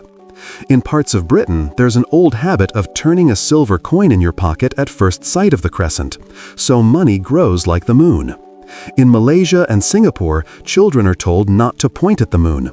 Do so and she'll nick your ear, a playful warning to keep respect in your gaze. Small customs, tiny stitches in a very long cloth. Each one says what the heart rarely admits aloud. Stay with me while I pass through this night. You walk to a low stone and sit, feeling how the cold gathers in its core. The horizon is pale with a hint of the hours still far ahead, and the moon has taken that angle where she looks not over you, but beside you. She does not pull you forward, she keeps pace. You remember the monk's hum, the river's vigilance, the dust that clung to boots and would not forget, threaded instances of the same theme. Companionship is continuity. She doesn't change your path, she remains until you do. There is comfort in the facts too, and you let one arrive like a calm breath. The moon moves away from Earth about 3.8 centimeters each year. Distance growing, influence persisting. The paradox feels familiar. How friends can live far apart and still shape each other's days. How grief can recede and still hold form. If anything, the slow widening teaches a kindly lesson in love. Staying is not the same as standing still. You turn your head and look at your shadow again. It is thinner now, its edges steady. A quieter fact waits inside that outline. Without an atmosphere, the moon gives hard shadows. Here on Earth, air smooths their edges. Companionship works like atmosphere. It doesn't remove contrast, it rounds it. In that softening, your thoughts find room. And yet a question remains, gentle but insistent, like a bird calling from the tree line. Does the moon truly touch the heart, or does the heart rearrange itself under any dependable glow? The debate is as old as the word lunacy and as modern as sleep lab graphs. Some studies find small changes in rest and mood across the lunar cycle, others find none strong enough to declare law. Perhaps certainty is the wrong instrument for this music. Perhaps what matters most is not whether the moon causes feeling, but whether she keeps company with it, standing by until storms pass, until a breath lengthens, until a mind that was spinning matches her slower wheel. You breathe with her now, lengthening the exhale until thought loosens. The field becomes a page, the sky a margin. On that page, the moon writes without words, that continuity is a kind of care. Attention can be given without opinion. That survival sometimes means having one faithful thing to look toward. You think of astronauts describing magnificent desolation, and how even there, amid rock and silence, they felt accompanied by the sight of Earth, a companion to their companion. Mirrors reflecting mirrors, loneliness answering loneliness with recognition. A lesser-known tidbit returns from earlier readings. In parts of rural Ireland, people once greeted the full moon by nodding 3 times in silence, then turning slowly to face their homes, as if carrying her light back inside. No spell, no bargain, just a ritual of escort. You picture yourself doing the same here, standing, nodding, turning. It feels right in your bones, like muscle memory from a life you didn't live. You let your gaze climb the line that separates light and dark across her face. The Terminator, astronomers call it, where shadows are longest and detail is sharpest. That border is the moon's most revealing place, a moving coastline of dawn and dusk. Companionship lives there too, in the in-between. Not fully bright, not fully gone, exactly where nuance likes to dwell. If you have learned anything tonight, it is that companionship prefers nuance to display, rhythm to announcement. Another question forms, softer than the first. When you feel seen under moonlight, who is seeing? Is it memory, the gathered gaze of everyone who ever looked up and left their warmth in the light? Is it the quiet animal of your own body, recognizing a cycle older than ancestors? Or is it simply the relief of edges made kind by silver? You do not need to choose. Let them all be true. Let truth be plural and low-voiced. The breeze returns and carries a scent of damp stone. Somewhere beyond the pasture, a train murmurs, then fades. Human motion stitched briefly through night's fabric. Continuity again, the world moving, the witness steady. You think of the old Taoist idea that the best leader is the one who is felt but not seen guiding. The moon leads like that. She draws, she steadies, she waits. You stand, and your shadow stands with you. You take a step, and it follows. The companionship is perfect because it asks nothing. You try a small private test. You close your eyes and raise your face, asking the night for any sign at all. And the sign is exactly what it has been since you were a child. A coolness on your skin, a steadiness in your breath, a light you can sense through your lids. Enough. Before you move on, you allow a final tender debate to sit beside you. Will the moon feel like a companion if humans someday live beneath her horizon? Not as visitors, but as neighbors. Some say the first city there will make the moon less mystical. Others say it will make company literal, the far friend turned next door. You let both futures glow without needing decision. The moon has survived 1,000 interpretations, she can host a few more. You touch the stone with your fingertips, a small farewell, and turn toward the slope. Behind you, the field glimmers as if remembering your shape.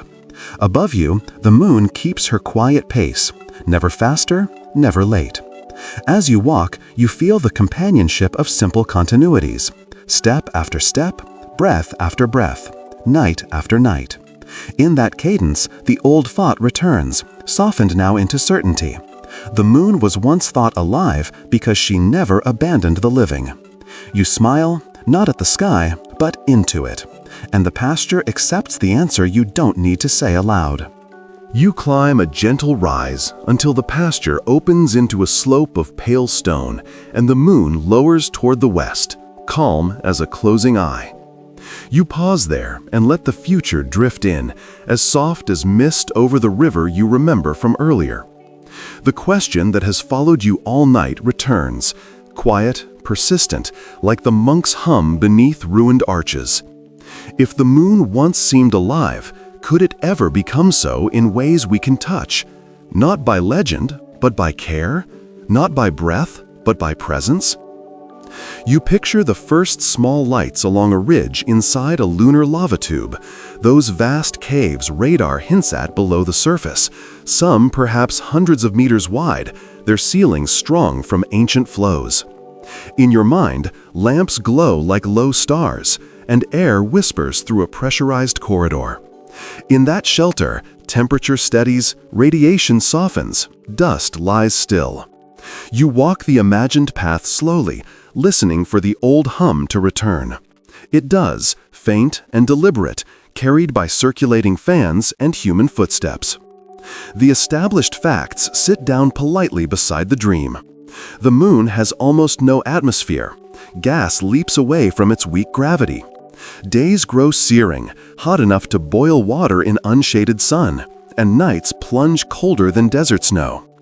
Without a global magnetic field, radiation washes the surface unblunted. These are not tragedies, only terms of a long partnership. The moon doesn't resist, it simply is.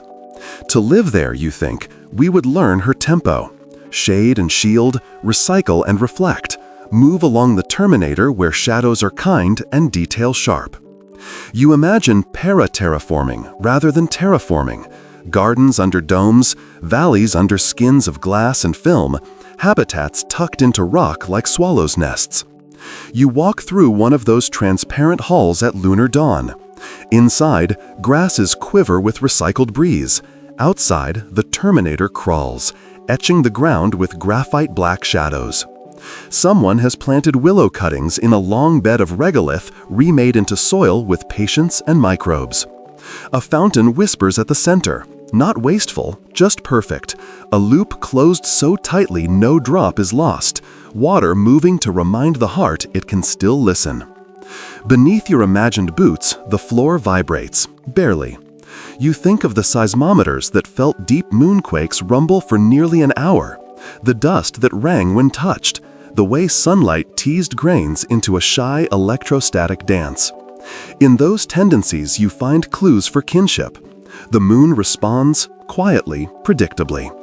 It will take the rhythm of our lights and send back reflection, the way the river took the moon's face and carried it downstream. There will be debates, softly stated in this hour, but real. Some will want to keep the moon as it is, a museum of motionless dreams, pristine except for the footprints that already read like scripture in dust. Others will argue for work, Ice at the poles melted carefully into air and water, oxygen teased from regolith, metals drawn out like notes from stone. Between the two hopes lies an open question that refuses to harden into certainty. Can you live with a thing and keep its silence intact? Can industry move at the pace of reverence? You remember another detail, a quirky thread across time: the moon trees. Seeds that traveled with Apollo 14 were planted back on Earth. Years later, sycamores and loblolly pines grew tall from that brief journey. It is a small thing, seeds touching a world without air and then rooting into parks and schoolyards, but it suggests a gentle premise for the future. Life doesn't need conquest to expand. It needs stories, patience, and careful hands. You let your imagination widen, but keep the tone low, as if speaking in a library. You see a radio telescope set on the far side, where Earth's chatter never intrudes, listening to the earliest whispers of the universe. You see a night market inside a lava tube, lanterns strung along a curve of pumice gray wall, vendors pouring tea that steams under artificial dawn. You see children pressing palms to glass to watch Earthrise, the blue lantern lifting beyond a ridge.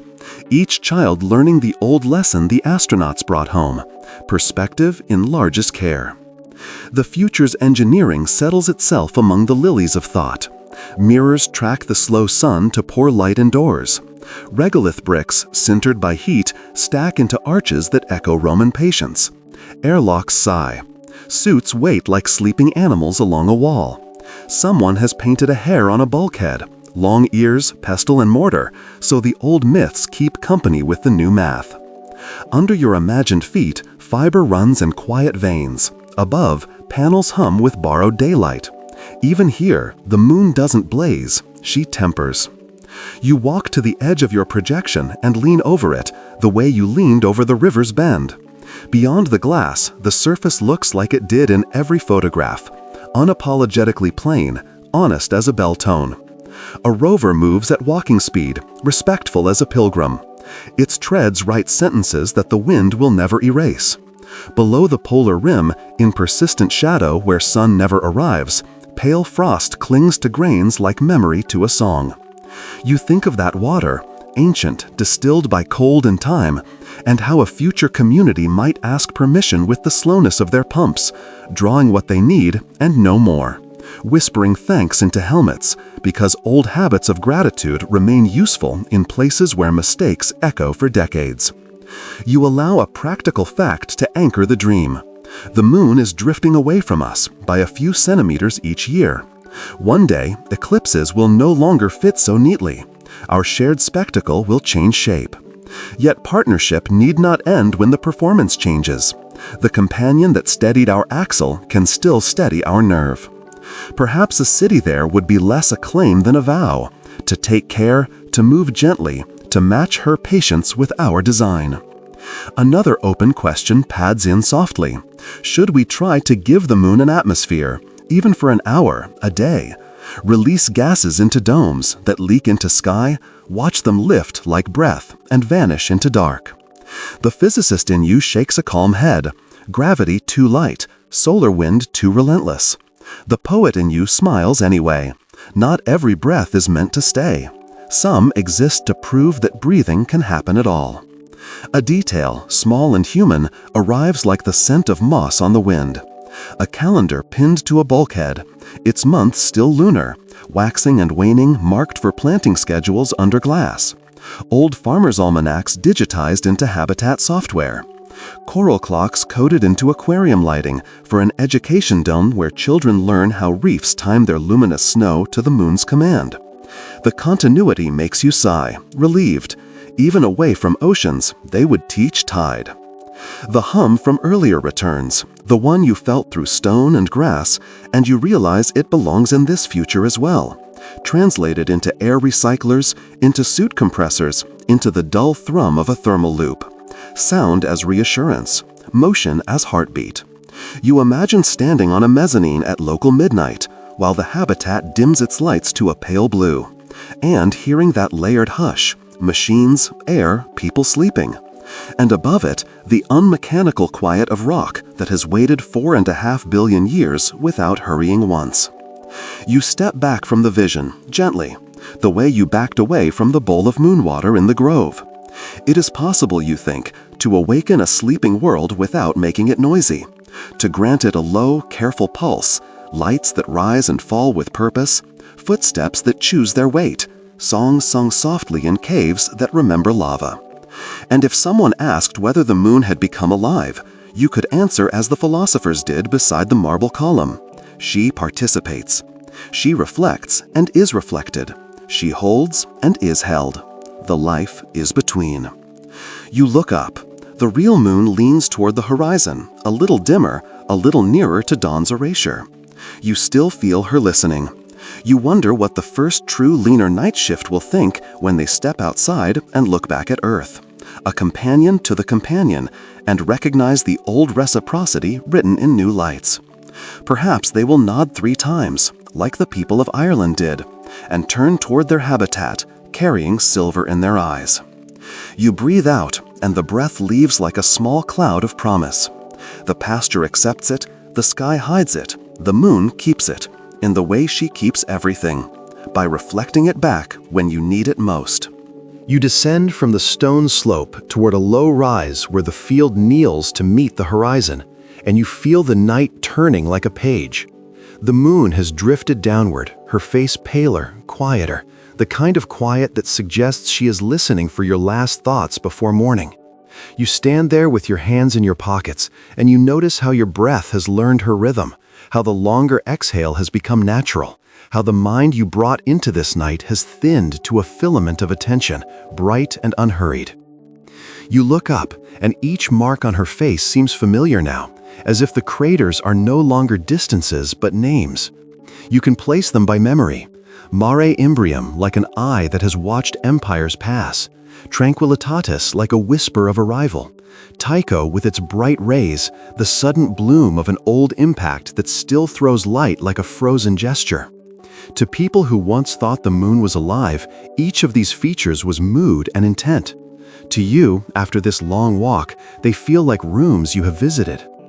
A thin cloud eases across the sky, and the bright edge of the terminator sharpens. You remember the monk's hum in the broken abbey and feel it again, the vibration that isn't heard so much as recognized. It threads through older memories from the night, the river's vigilance, the brass pendant in the apothecary window, the philosopher's column, the moon water that seemed to quicken under your fingers, the dust that held onto boots, the lingering scent of metal. Each one was a small proof of participation. A simple scientific fact arrives without drama. Without the moon's steadying gravity, Earth's axial tilt would drift wildly over geologic time, throwing climates into chaos. With her, the tilt holds near 23.5 degrees, and seasons breathe instead of shatter. You let that number rest inside the hush. It isn't an argument, it's a kindness quantified. Then a quirky tidbit follows, light as a leaf. In 1972, those moon trees grown from seeds that orbited the moon were planted around the world. Sycamores and pines and sweet gums that carry a tiny, improbable credential in their rings. You picture one swaying in a schoolyard, a child reading its plaque and glancing up at the sky, initiating a chain of attention that might last a lifetime. The river you left behind whispers inside memory, and you wonder if its surface is still holding that ribbon of silver, or if the current has carried the reflection around a bend and into some other watcher's gaze. You think of the hair painted on a habitat bulkhead in a future you only barely dared to imagine, and of the old stories that let small animals have the last word. Rabbit pounding medicine, frog leaping in devotion, serpent shedding and renewing. Everything that lives teaching the moon's lesson by example. A question rises, gentle, open, necessary. If life is partly what happens between things, can a world be alive by the reach of relationships alone? The moon does not breathe in the way you do, but she moves water in your cells. She cools the hinge of seasons. She steadies the axis of your days. She thickens dreams. She teaches patience to shadows and courage to night. Perhaps that is enough.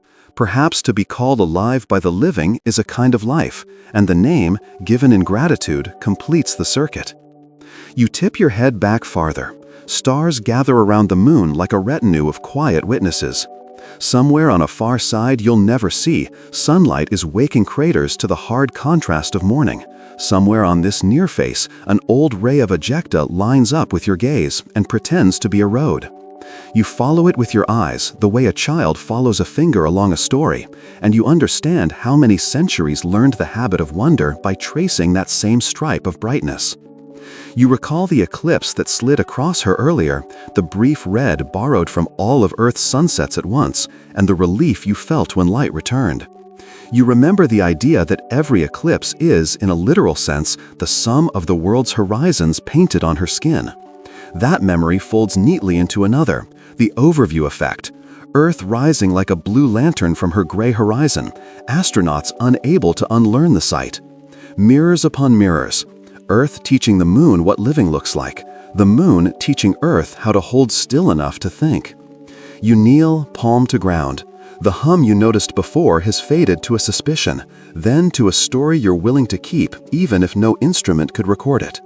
A cricket makes the smallest mechanical music in the grass. A distant owl contributes a slow syllable of night. The air has cooled to the exact degree that empties the mind of urgency. You are ready for the last lesson. It isn't new. It is the one the old column suggested, and the fountain confirmed, and the abbey rehearsed. Reflection is a form of action, continuity a kind of care. The moon was thought to be alive because, across eras and oceans and languages, she behaved the way a good companion behaves. She stayed. She responded without intruding. She turned every gaze into a calmer one. She offered time you could measure yourself against without losing yourself. You say thank you, not loudly, only enough to give the breath a job, and you stand. Down in the valley, a haze gathers above the hedges, pale as milk. Above it, the moon lowers, a familiar face half in thought. Somewhere the river's thread continues. Somewhere, a bowl of water on a sill receives a coin of light. Somewhere, a child in another country points up, out of love and a small superstition. The world reknits itself while you watch. Another question steps forward, softer still. When morning comes and the moon fades into blue, will this steadiness remain? You already know. It remains as a cadence in breath, as a patient way of looking, as a habit of giving edges their softness back. It remains as a promise that when night returns, so will the listener. The horizon brightens. The line between silver and slate on her face moves leftward, as if the moon is closing her eyes. You turn with her, not away, but alongside, and let the field, the tree line, the distant roof lines all settle into their places. The last stars thin, the first birds consider their opening notes, and the sky stretches like someone waking very slowly and kindly. You don't hurry. You take one more measured breath with her, one more long exhale, and you feel the answer arrive, not as a statement, but as a posture you can keep. The moon may not be alive as a body, but she is vividly alive as a relationship, ancient, precise, and endlessly renewed by the act of noticing. You nod to the west, once, twice, a third time, and turn toward the path home. The light on the grass looks like it is remembering you already. You've walked far enough for tonight. Let the path grow simple beneath you now, one step, then another, while the sky lifts its quiet blue from the edges of dark. Keep your shoulders soft and your jaw unclenched.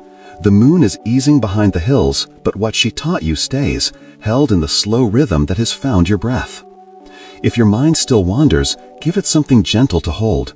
The memory of water carrying a silver ribbon around a bend, the hush of a ruined archway humming at the edge of hearing, the feeling of cool dust that never forgets a step. Picture the hair outlined on her face, patient at his mortar, mixing medicine for thoughts that need softening. Imagine the monks pausing their bells to listen, and the river answering with a steady, unhurried yes. Each inhale is a tide coming in, each exhale the tide returning. With every breath, a little more space opens around whatever your day contained. You don't need to solve anything here. The moon's way is different. It's not to fix, but to reflect until edges round and meanings settle of their own accord. Let that be enough. If a worry rises, notice it, the way you noticed a crater, shaped, real, but quiet beneath the light. Let it belong to the landscape without becoming the whole sky. If a hope arrives, set it gently beside the others and watch how the horizon makes room. This is what night does at its best. It enlarges without loudness. Now, as your eyelids grow heavier, keep that longer exhale. Let the room take your weight. The same companion who steadied oceans has already steadied this moment.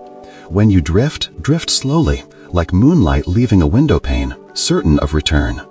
Thank you for walking. Rest well.